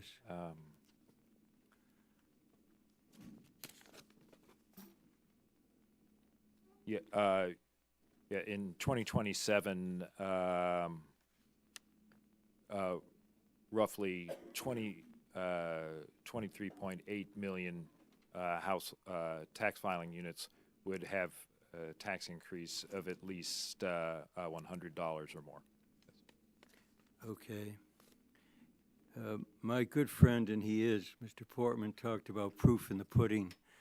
Those facts show what will be in the pudding, and I think the answer is more taxes. Let me ask you, is it correct that the average tax cut in 2019 for filers within income over 1 million or more under the House bill and Senate bills would be 73,000 under the House bill and 59,000 under the Senate bill? 73,000 under the House, 59,000 under the Senate bill.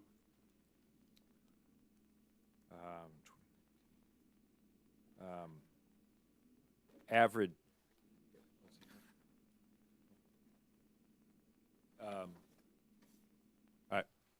I'm told you're correct.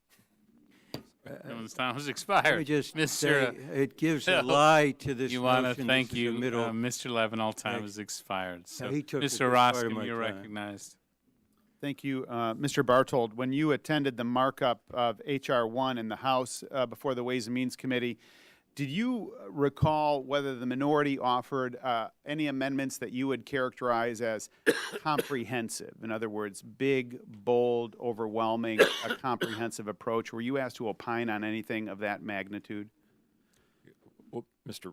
Roscom, I shouldn't characterize member amendments as Well, let me ask it this way. Do you recall, oh, this is kind of fun. It's like deposition days. Do you recall, you recall being there that day, don't you, Mr. Bartold? So here's my point. I think that there were a number of amendments that were offered by our friends on the other side of the aisle. My recollection is that the overwhelming majority of those, I'm not sure if every one was, but if there were a dozen, let's say, the lion's share of them were a restoration of what? The status quo. It was to put something back, to put something back, to put something back. In other words, a minority party that has had access, the same type of staff, the same type of background, the same type of wherewithal and resources and capacity, stepped back from the opportunity to offer something, an amendment in the nature of the substitute. Now, that's their prerogative. That's absolutely their prerogative.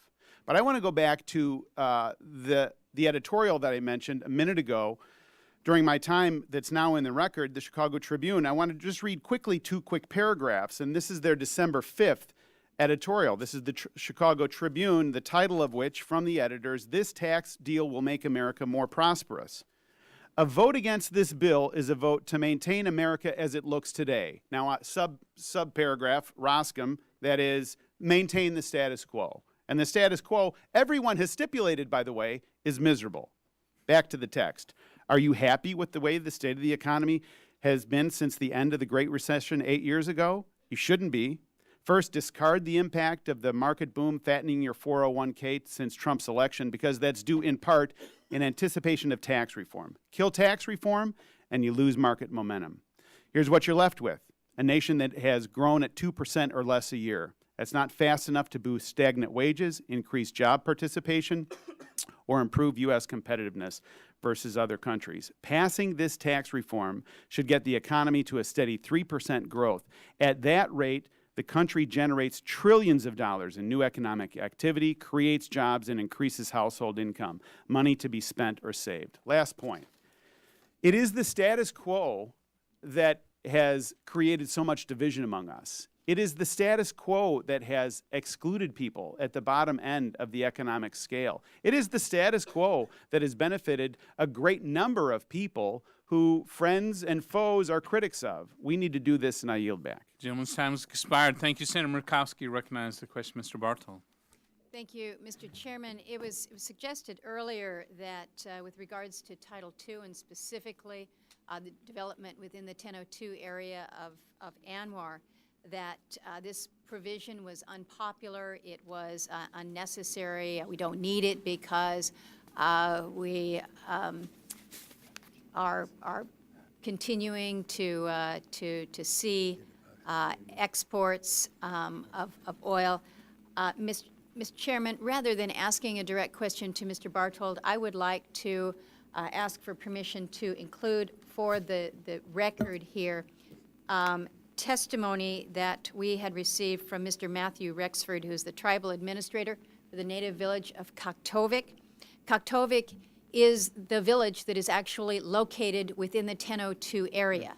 You can't have a wilderness if you have a school, a clinic, a road, an airstrip. These are the people who live within the 1002 area. Mr. Rexford was very articulate in his testimony before his committee about the support from the people of Kaktovik, so I would like that included as part of the record. Without objection. I would also like to include the testimony of Mr. Richard Glenn from Utqiagvik. He has outlined why so many Alaska Natives up on the North Slope within the borough in this region support the development up there, so I would like to include that. Without objection. I would also like to include the testimony from our governor, who is an independent, our lieutenant governor, who is a Democrat, Alaska Native, both in favor, strong favor of opening up the 1002 area. I would also ask permission to submit the resolution from the Voice of the Arctic Inupiaq. This is a group of people, Mr. Chairman, that have asked that their voices be heard as Alaska Native people who are seeking the opportunity for jobs and development while at the same time maintaining that we have a balance that allows for subsistence lifestyle while at the same time having jobs. So I would ask that that resolution be included. No, without I would objection. further ask, Mr. Chairman, we have a resolution from the North Slope Borough, a letter from the Utqiagvik Inupiaq Corporation, more northern voices to add to that, as well as letters signed by our state senators, Alaska representatives from our legislature, as well as additional letters from national labor organizations, energy security advocates, and many more. And I would ask that they be included as part of today's record. Thank you. Without objection, Thank you, Senator. Mr. Chairman. Well, Mr. Doggett, you're recognized too. So the chairman has responsibility for maintaining order. Chairman has responsibility for maintaining order during committee proceedings. Disruptions won't be tolerated. Audience members who cause them will be removed. Mr. Doggett, you're recognized. Mr. Barthold, am I correct that you are not able today to discuss any specific provision that Republicans may have agreed upon to include ultimately in the conference report? Mr. Doggett, Just yes or no. Can you discuss what they're going to put in the report? No, I All right, so keep you can't confidential tell us things. whether the $65 billion in educational tax incentives that were terminated in the House bill are the tax on the sick, or the tax on taxes, or the child tax credit, whether that will be in the conference report or not. There was a time when the battle cry of Republicans was, read the bill. Well, they've solved that problem today by not giving us any bill to read and making it clear they don't intend to give us any bill to read before this conference committee is ended. Indeed, I think anyone who has watched the operations of this committee this afternoon, they can see the type of government that I believe Donald Trump envisions for much more than this conference committee. One person is the ruler, and the other are the ruled. One person can say no amendments. One person can say no consideration of any witness to explain the provisions of the bill. And so what we will have here after this trampling of democracy is that sometime on Friday, a bill that has been developed with the Washington special interest in secret in various places across this Capitol, it will be presented. And while I'm clearly upset that I and my colleagues will not have an opportunity to review that bill with care and to ask any of those who wrote it what's in it and what its impact is on the people that I represent, the real concern here is that the American people will not have a chance to really thoroughly review that bill before it's taken up in the Senate and the House next Monday and Tuesday. There's a sense of fear that permeates this conference committee. Yes, there is a concern by some of us, the fear of what it will do to American families and our economy in driving up trillions of dollars of debt. But the real fear is over there. It is the fear that if you don't rush this through with no questions asked, no amendments, no nothing, if the American people really find out what is in this bill, they will reject it and it will never be able to become law.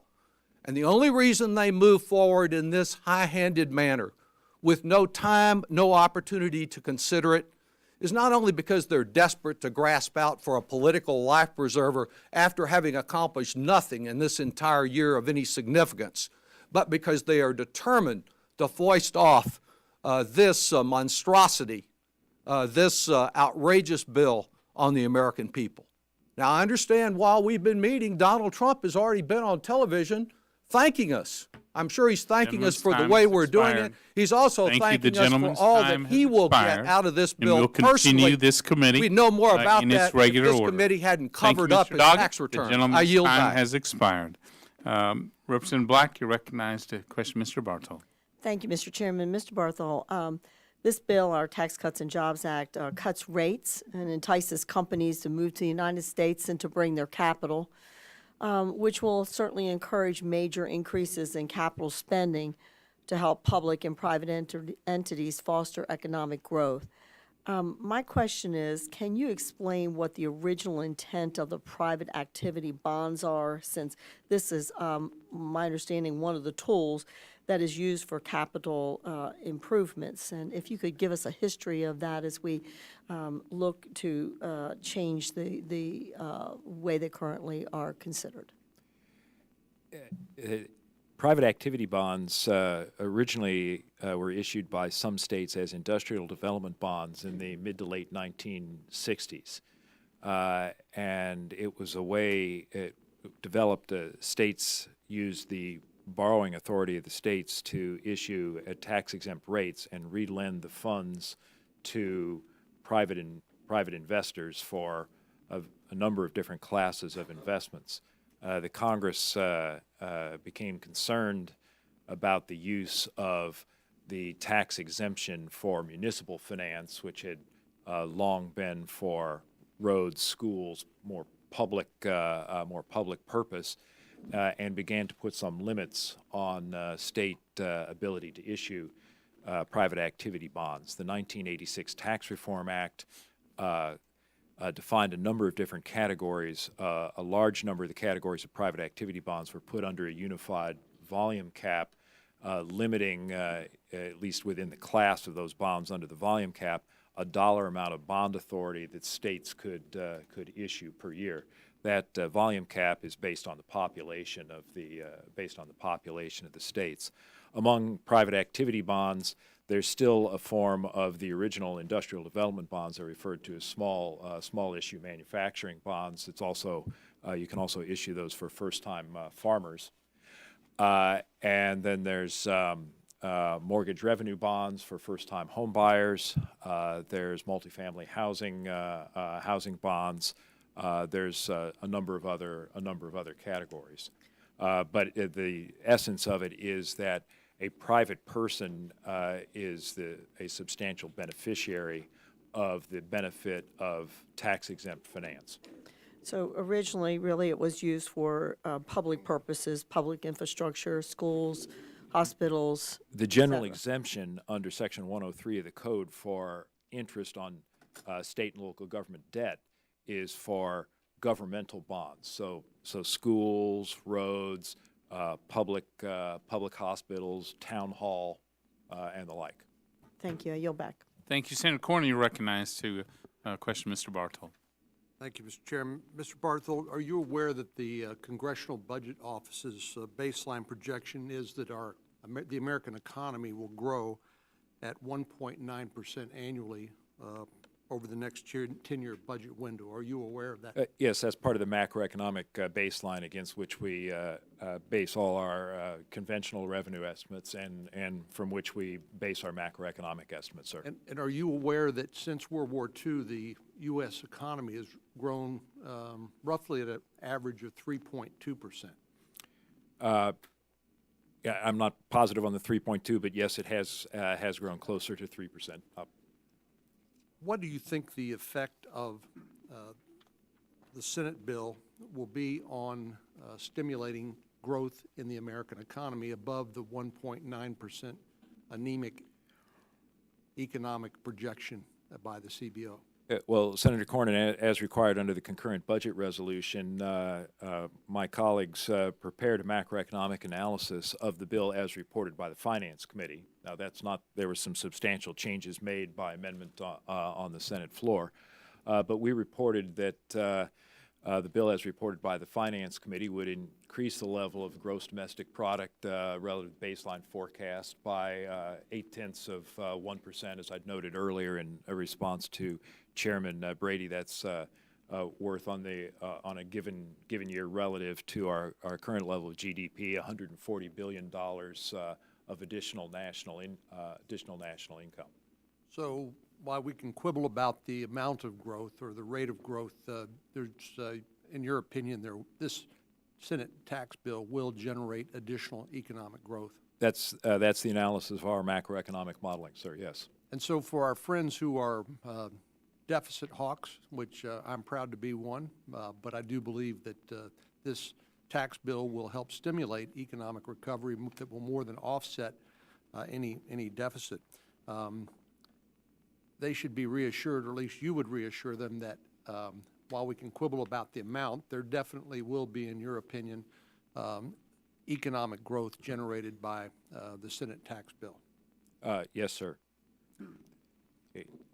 So when I got to the Senate, we had a wise senator by the name of Bob Bennett, who from Utah, who told me that he said, "One thing I can tell you about CBO estimates is they're always wrong." He said, "I can't tell you whether they're too high or too low." And I guess the difficulty is here trying to project what will be the combined impact of the rollback and overregulation, what will be the impact of consumer confidence, which is at a 16-year high, coupled with the tax provisions here. Thank you, gentlemen. Time has expired. Representative Nomi, you're recognized to question Mr. Barthold. Thank you, Mr. Chairman. Mr. Barthold, I appreciate all of your hard work that you and your staff have put in over the last several months working on tax reform. I do want to ask you a question about some of the assumptions that you made in your macroeconomic analysis that you and your colleagues on JCT just recently released on Monday. In that analysis, you raised the possibility that taxpayers could have a specific dollar amount to leave to their heirs, and repealing the death tax could allow those taxpayers to reach that target earlier, reducing their incentive to work. And can you briefly tell me why you made that assumption? I mean, I was puzzled by it because I think I'm not alone in this room of people that realizing that higher tax burdens and higher tax rates can disincentivize work, but I've never heard of disincentivizing work by eliminating a tax? Well, it's not it's not an assumption. What we were discussing in that aspect of JCX 66, which is the report you're referring to, Ms. Noem, is that there's some empirical evidence that there's different motivations behind saving and wealth accumulation among different people. Some people are referred to and seem to show up empirically in the data as target savers. They may have a particular goal that they're trying to achieve for whatever reason, and they can slow their rate of accumulation in response to a higher after-tax Can you return. give me Taxes, some higher description of what that demographic would be? Because I live in Hamlin County. I've been a farmer my whole life. I don't know of a farmer that would quit in the middle of harvest because they've reached their asset threshold, or a small business owner in Rapid City that would quit taking orders because they've finally reached what they wanted to reach in life. What demographic would just quit once they reach their threshold? Well, a place where you see it in terms of labor supply is sometimes people choose to retire earlier when they've reached certain accumulations in terms of retirement assets. If they, for example, if they think if I have X, thousands of dollars from which I can buy an annuity that will pay me a stream of income over a period of years, and if they hit that X earlier, they may choose to retire earlier. Obviously, it's not the case with your constituents, and we were not trying to suggest in the report that that was uniform behavior. It's just that there's a whole mix of behaviors, and it makes it, it's one of the things that makes it difficult to assess taxpayer behavior when we try to analyze legislation. In that analysis, was your assumption made then that if the estate tax was fully repealed, it would disincentivize work? No, we did not make that assumption at all. Okay. One last question, I wanted to state for the, I'm out of time. Lady's time I yield back, has Mr. Chairman. expired. Representative Grijalva, you recognize the question, Mr. Bartold. Thank you very much. Mr. Bartha, I'm kind of, I had questions in terms of preparing to make a case for some of the things included in the House and Senate package. But given the fact that those of us at this conference are existing in some parallel universe where the deal's already been cut, and the deal rigged, and here we are. So, pardon me if I don't ask you any questions, because the relevancy of the questions that I have has to be to the package and making the case for higher education and the $64 billion that are being cut from that, making the case on the petty repeal of $250 deduction for classroom teachers to buy school supplies for their kids, and the list goes on. But so appreciate your time. I think that what we're seeing here today is what the American people have been concerned about. This deal is on these tax cuts. It's not reform. Has been done in secret. It has not been inclusive. There has been limited transparency. And here we are on the eve of votes that are going to happen in both the House and the Senate, sitting here asking questions over documents that have now been merged and a deal's been cut, and none of us at this table are able to review or to ask the witness the questions that we should ask based on what the deal is. In terms of the Arctic Refuge, the National Petroleum Reserve, the companies that we saw last week or 2 weeks ago, they just weren't willing to bid that much for oil and gas leases on the North Slope. 10 million acres were offered. Only $1.2 million were raised, despite having more infrastructure in that area, more oil fields, lower royalty rate than the Arctic Refuge. I've asked the Congressional Budget Office to factor the new data into the score. Since we're using this potential drilling there that's going to generate billions of dollars over the next 10 years to offset some of the tax cuts in this legislation, I should, at the very minimum, if we're going to include this in this package, the Arctic Refuge, then we should be dealing with the same set of facts. But to commit to an offset that does not exist and could be meaningless at the end, I think it's a real mistake. And if it's so important, let's deal with it separate and distinct and through regular order in the House and in the Senate if that's necessary. I have no more questions, Mr. Chairman, you're back. Thank you, gentleman. Yields back. Senator Thune, you're recognized. Thank you, Mr. Chairman. Let me just finish where I left off a moment earlier. There was an argument made that Republicans should get 4 Pinocchios for saying that this was going to reduce taxes on middle-income taxpayers. And as I pointed out, we had several Senate Democrats who got up and made public statements or social media platforms said that families making less than $86,100 on average would face a hefty tax hike. This is according to the Washington Post fact checker. Actually, it's the opposite. Most families in that income range would get a tax cut. Any Democrat who spread this claim should delete their tweets and make clear they were in error. And they got 4 Pinocchios for making that statement. Question for Mr. Barthold is, Mr. Barthold, if you double the standard deduction, if you double the child tax credit, and if you lower rates pretty much across the, through the different income groups, what income groups would benefit from those types of changes in tax law? If you've in doubling the standard deduction, you're creating a zero bracket. Right.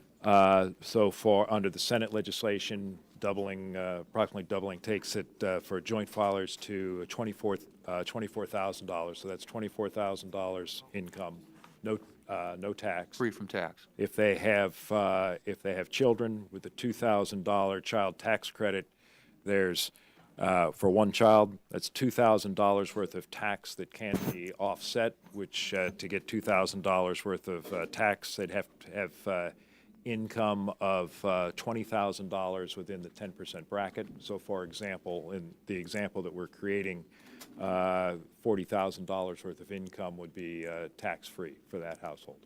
Okay. So, and would there be a number of taxpayers that currently have tax liability that under these proposals would no longer have tax liability? Would it take some people completely off the tax rolls? Yes, it would. Yeah. So expansion of the zero bracket is going to help people in the lower income categories. It just strikes me that a lot of the attacks that are made by our colleagues on the other side, both in the Senate and the House, on these bills they can keep saying it, but it doesn't make it so. I mean, it just doesn't add up. The facts aren't there. One final point. What do I have left, Mr. Chairman? All right, I'll summarize this. I'm looking at one of the distribution charts that you did for us, and that's D 1756. And basically what it points out is after this all takes effect, the burden of taxation is very similar to what it is today through every income group, with one very notable exception, and that is that people over $1 million will pay significantly more than they do today under current law. Mr. Chairman, I yield back. Thank you, Senator. Senator Cantwell, you recognize the question, Mr. Bartow. Mr. Bartow, the base erosion anti-abuse tax as it relates to preventing foreign-owned companies and U.S. corporations and affiliates from shifting income abroad. So are you arguing that that doesn't impact the low-income housing tax credit? I made no statement about that in my summary. No, if your question is, would it affect the low-income housing tax credit if a taxpayer would potentially be could potentially be subject to the base erosion anti-abuse tax if they currently benefit from owning low-income housing tax credit properties, the effect of the tax would be to reduce the benefit from those credits. So I'm trying to understand this as it relates to because obviously people are putting a fix in here for the R&D tax credit.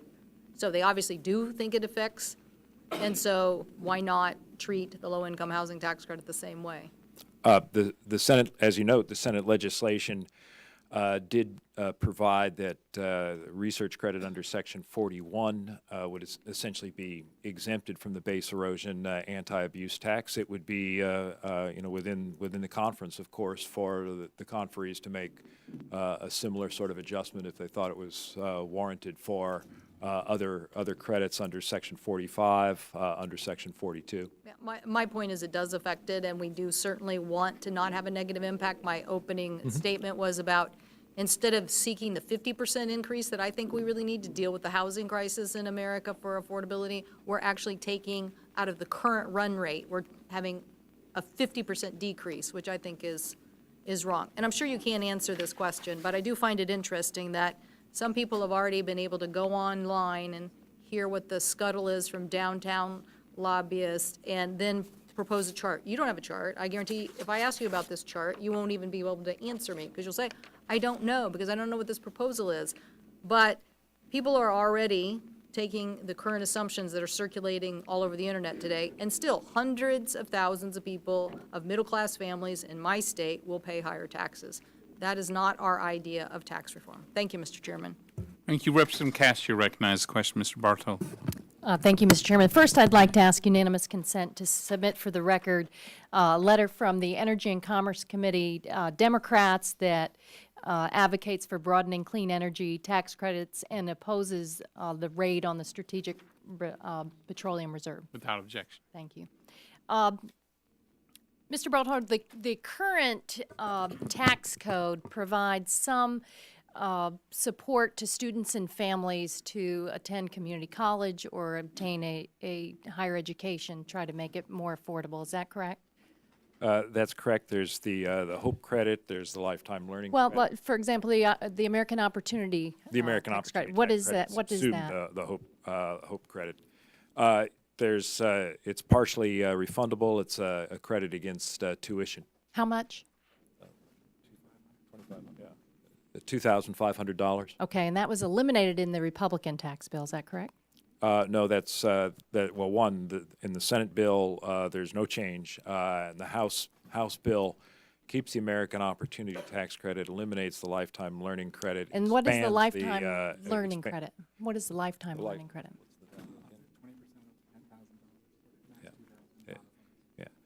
A maximum credit of $2,000 based on expenses of up to $10,000. So that's eliminated in the House bill. It's eliminated. And then the House Republican bill also repeals the very modest benefit for students and families that have student loan debt. Is that correct? It repeals the deductibility of interest on student loan debt. And the House Republican bill also, I don't know why someone thought this was wise to go and target our graduate students across the country, the folks who are teaching and doing research and really help to give America a competitive edge. Isn't that correct? Yes. Colleagues, this is very unwise to undermine our own interests. You know, America's colleges and universities are the envy of the world, and we should be doing everything in our power to support them. So I'm going to offer a motion at this time that the conference not vote to approve the conference report until the JCT provides a certification that the cost of attending college or graduate school or the cost of obtaining a college degree or a graduate degree is not increased by reason of repeal or modification of education provisions in the tax code, including but not limited to repeal of the lifetime learning credit, reductions in the American Opportunity Tax Credit in any year it is available to a taxpayer, repeal of deductions for the interest paid on student loans and tuition fees, and repeal of the exclusions for tuition reductions related to employment at an institution of higher education, interest on United States savings bonds used to pay for tuition and employer-provided Thank you. The gentlelady's time has expired. The motion is not available. Senator Stabenow, you recognize the question. Mr. Bartow. Thank you, Mr. Chairman. Thank you, Mr. Barthold, to you and your staff for all your hard work in the midst of a lot of complexity and confusion, I think. Is it accurate to say that under both the House and Senate bills, millions of working families with incomes under $200,000 a year would get a tax increase? If I could just elaborate briefly, there's substantial changes as we described. There's Right. some case, depending upon the taxpayer's situation. But bottom line, There will be some. We've documented and we documented for you during the Finance Committee's deliberation that there will be fair number of cases where tax liabilities increase. Thank you. In fact, according to your numbers that we have, JCT calculates that 32.48 million families with incomes under $200,000 end up with a tax increase under the House bill, and 37.79 million families with incomes under $200,000 end up with a tax increase under the Senate bill, according to your numbers. How many working families with incomes under $200,000 would receive a tax increase under either the House or Senate bill for 2019? I'll have to get back. I'll have to get back to you on that, Okay. Senator Staff. Well, if I mean, just according to the numbers that you have given us, it's 12.7 million households under the House bill and 12.93 million under the Senate bill by 2019. I'll verify that. and I I'll have it sent to all the appreciate to all the conferees. I appreciate that. Based on your analysis of the Senate bill, is it correct to say that 84.1% of Americans would see virtually no change in their tax liability or a tax increase of at least $100 in 2027? The Senate bill? Correct. The Finance Committee bill Yes, in correct. 2020. 2027. 2027, we estimated that slightly over 60% of all tax filing units would have a tax change of less than $100, either plus or minus. Okay. I asked you this same question in the Senate committee in the markup, but I want to ask again here. The administration has promised that the average family will get at least a $4,000 annual raise if this legislation is enacted into law. Is there anything in the House or Senate bill that would end the corporate tax giveaways if this turns out not to be true? Thank you. The gentlelady's time has I would expired. appreciate Senator if Portman, that- you're if Mr. Bartlett would just- There was no trigger Thank you. provision in So the there's nothing. legislation. Thank you. Senator Portman, you're recognized. Thank you, Mr. Chairman. Again, my colleague and friend from Michigan was asking about the effects of the tax cuts for the middle class. So, Mr. Bartold, she asked about 2019. Let's go to your form. Let's go to your Joint Committee on Taxation distributional table that anybody can find on jct.gov. Give you a little advertisement there. Let's go to JCX-60-17, and that's for 2019, the same year that was just asked about. I'm looking at 10 different groups of taxpayers, cohorts of taxpayers, less than $10,000 all the way up to $1 million or over. So, for instance, $30,000 to $40,000, $75,000 to $100,000, and so on. I'm looking at this form, and I'm wondering how could what we just heard be true? Because this shows that there is tax relief in each of those groups, right? That's correct, sir. Every There's single one of these groups. Aggregate tax reduction in every income category. Yeah.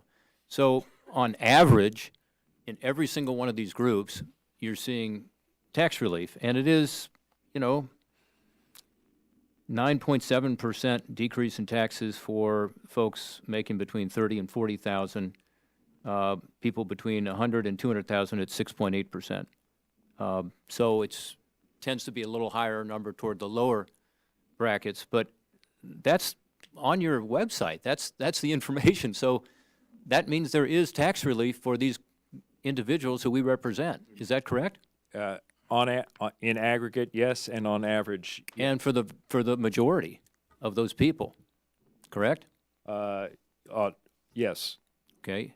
All right. Just wanted to clear that up. And then in terms of people who, because of the doubling the standard deduction, which is, as you say, it's like a zero tax bracket for up to $24,000 a family by doubling it, aren't there a lot of people that fall off the tax rolls altogether? There's people that aren't even going to have any tax liability who have it now. I sent you a letter on this, as you know, back in October, and you said that 3.1 million taxpayers would no longer have tax liability who have tax liability now. Think about that.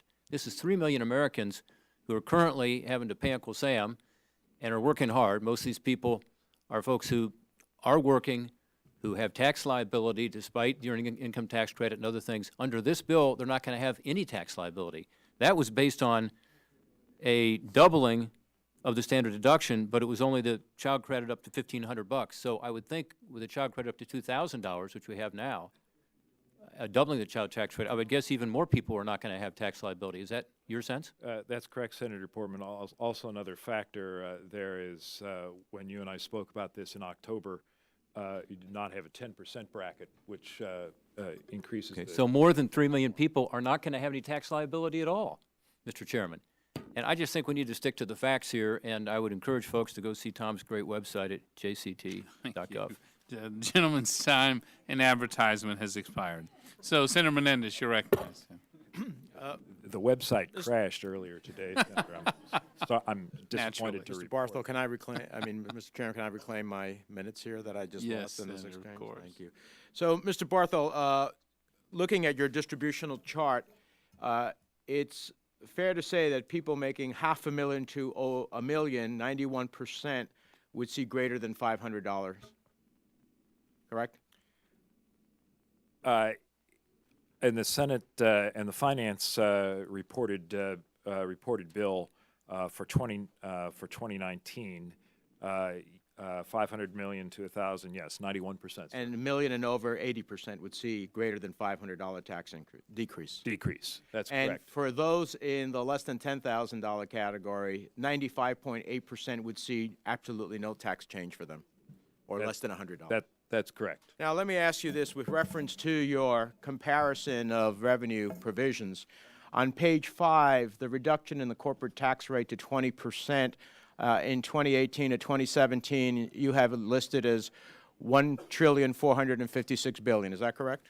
For the House, Provisions, and yes. the Senate had the delayed effective date. Right. And the same provisions in the House on page 11, you have the net total cost as $1,445 billion. Is that correct? That's correct, Senator Menendez. So basically, the net cost of the 1.4 plus trillion dollars that is lost is largely going to corporations. Now, let me ask you this. I heard about growth before, but I think it's a little disingenuous. As I understand it, JCTO basically said that the Senate bill increases growth by just 0.8 over 10 years. Is that correct? That's not a growth rate that we reported, Senator Menendez. Okay. It's the average value of gross domestic product. A gross domestic product. But still, that's 0.8 over 10 years. It's the average outcome on an annual basis over those years. And again, it's the average, it's the level. It's a statement about the level, not about the growth rate. Okay. So in essence, then I would have to divide that by 10 years, right? Well, I tried to put it in dollar terms earlier by saying it's having a real, in terms of real dollars, since you expect some inflation over the period, benefit annually of about $140 billion. Very quickly, does the House and Senate bills preserve the state and local deduction for corporations? State and local taxes are deductible as business expenses for corporations, yes, sir. Does it preserve the state and local tax deduction for individuals and families? With respect to property taxes, not with respect to sales or income taxes. And property taxes, it caps it, though. It doesn't preserve That's correct, sir. $10,000 cap in both the House So bill that's and like giving up $30-something billion in a New Jersey case and being given a little amount back, and that's supposedly Gentleman's time has expired. Mr. Shimkus, you're recognized. Thank you, Mr. Chairman. Mr. Barthold, I'm an energy and commerce guy, so I tread carefully on taxes. But you've heard my opening statement where I talked about currently 80% of my individuals file and they don't itemize. So what is it about the doubling the personal exemption that then raises that amount projected to be 90%? Well, actually, it's not the personal exemption; it's the standard. Oh, the standard deduction. That's right. deduction. I can't even say it right. So, well, the standard deduction is essentially creating. People choose the standard deduction when it gives them a bigger reduction than their itemized deductions. So, right now, a married couple's standard deduction is a little over $12,000.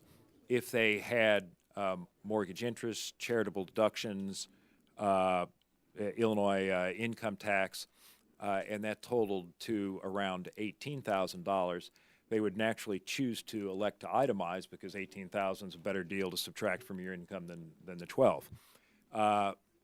If you double the standard deduction to 24,000, you wouldn't choose the 18. So I think my colleagues they underestimate the value of simplicity. You probably don't know this. Do you know how many people use an accountant to file their returns right now? Is there any estimation? Actually, we do know the number of people that file electronically or with paid preparers. We have some estimates that I can provide that information to the conference. Is there any other way other than the past writing that off as an expense that we know what is the kind of the average cost of hiring an accountant to file your taxes? I have seen estimates of that. I don't have them available right now. But if we move to a fair, flatter, simpler system, doubling the exemption, and less people have to go to an accountant, they would save that money from going to an accountant to file, would they not? It's quite clear. I think that some people would choose to file themselves where they may pay to have someone file for them now. And has there been any computation ever of the stress and strain of individuals throughout this country who file even using an accountant, but not knowing if they'll ever be called into a IRS tribunal with all their receipts to then get audited? I'm not aware of any. Is there a calculation of of lost time and wages when they have to take a day off of work to do that? There are some studies that I can try and provide to you where people have tried to calculate the dollar value of time spent. So this is a better system, Mr. Chairman. I appreciate it, and I yield back. Thank you. I would like to thank. Mr. Carper, would like to be recognized? Question, Mr. Bartold? If you have someone else to go ahead of me, that would be great. I think you're the final question. Oh, okay, good. So okay. I'd be happy to Senator yield. Toomey, you recognize question, Mr. Bartow. I think Senator Toomey wanted to say nice things about me before Mr. Chairman, I wanted to start by saying nice things about Senator Carper. Let the record show that I have a very high opinion and very high regard of Senator Carper. I yield my time to Senator Toomey. So. As long as I continue in this vein. And I enjoy the work that we do together on a variety of things and look forward to continuing to work with him. While I am in the mode of complimenting, I want to take a moment to just thank Tom Bartold and his team, because I know for a fact that they have been working incredible hours under a great deal of pressure, and they continue to be the consummate professionals, turning out first quality work under tremendous time constraints and very difficult circumstances. So I want to thank Tom and his team for that work. I have just really one short line of questioning, and that is, Mr. Bartle, the Senate bill, as you know, allows business to recognize the full cost of purchasing new equipment, vehicles, machinery, in the year in which they actually make the purchase, rather than amortize that cost over the useful life, which is a way that we've historically done this. That's correct, right? That's correct, sir. Okay. And is it the view of joint tax that that has the effect of lowering the after-tax cost for a business to acquire that? Yes, sir. That's a factor that reduces the cost of capital in an investment calculation. And so all else being equal, if you lower the after-tax cost of purchasing new equipment, machinery, vehicles, business purchases more of it. That's one of the factors that goes into the macro analysis that I described earlier for the members.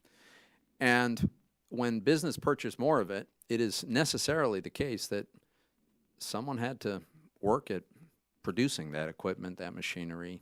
There was a job. There are many jobs involved in the production, sale, distribution of that equipment. But then there are also jobs for the people who put that equipment to work. Is that right? That's correct, sir. That's part of the employment effects that are picked up in the macroeconomic analysis. So I mention this, Mr. Chairman, just because sometimes our colleagues who don't support this legislation suggest that there's not going to be any economic growth, there's not going to be any response. But in fact, as Mr. Bartold just confirmed, there is a very clear mechanism by which the policies in our legislation absolutely encourage more economic growth, more job creation, and as I said earlier, at a time when we are close to full employment, that can only lead to higher wages and bringing more people into workforce. This is exactly what our economy needs at this time. Thank you. Thank you, Senator. Senator Carper, you recognize the question, Mr. Bartow. I just want to start by saying just the nicest things I can about my friend from Pennsylvania. And I ask you to revise and extend my remarks. Without objection. When we could do that. If I could, Mr. Bartol, again, our thanks to you and the folks you work with. We know you have a tough job. Thanks for doing it. Let me just ask, Tom, if I could, if the Senate passed Tax Cut and Jobs Act, Senate passed, were to become law, what do you think the increase in deficit would be resulting from that bill, according to JCT, please? It's a Senate passed bill. The Senate passed bill, we have an estimate in JCX 63. So if you want to ask another question, I'll look it up while you ask your second question. Okay. The second question I actually would relate to the first question.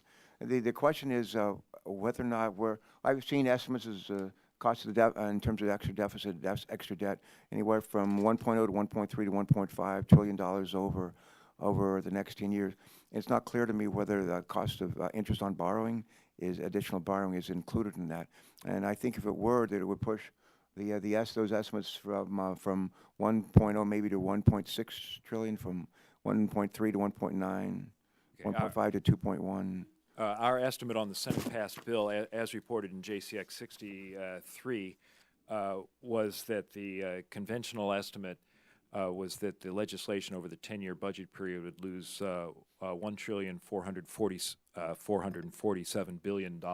My follow-up question was on the interest. That does not include any incremental increase in interest on federal debt that might be attributable to the higher debt load over that. I've heard a number. It could be as much as $600 billion. Is that in the ballpark? Out of the ballpark? I don't want to make a bad guess on that. I know that the Congressional Budget Office recently did some analysis of increased interest cost from higher deficit finance and various different options. All right, thank you. Let me ask as a follow-up, Tom. If we take a look at the Senate bill, is it true that with a couple of exceptions, the provisions affecting individuals expire in generally by the end of 2025 in general? The Senate legislation expires most all the individual provisions at the close of 2025.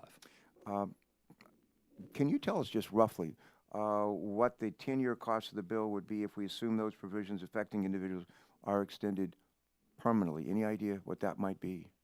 The cost within the budget period? Yeah. I'll have to respond to you separately. I don't have that available right now. Okay. If I have time Senator, time has expired. The 3 minutes goes quickly. No, thank you. Thanks. So, look, I would like to also thank Tom, you and all the professional team at Joint Committee on Taxation for doing a really remarkable job for months and months of months. So thank you. I'd like to thank all the members of the conference for your attendance today, your thoughtful insights. American people have waited decades for tax reform, and right now we're in the home stretch, closer than ever to getting across the finish line. Tax reform that provides more jobs, fairer taxes, and bigger paychecks for hardworking families across this country. With that, the Conference Committee on H.R. 1 is adjourned.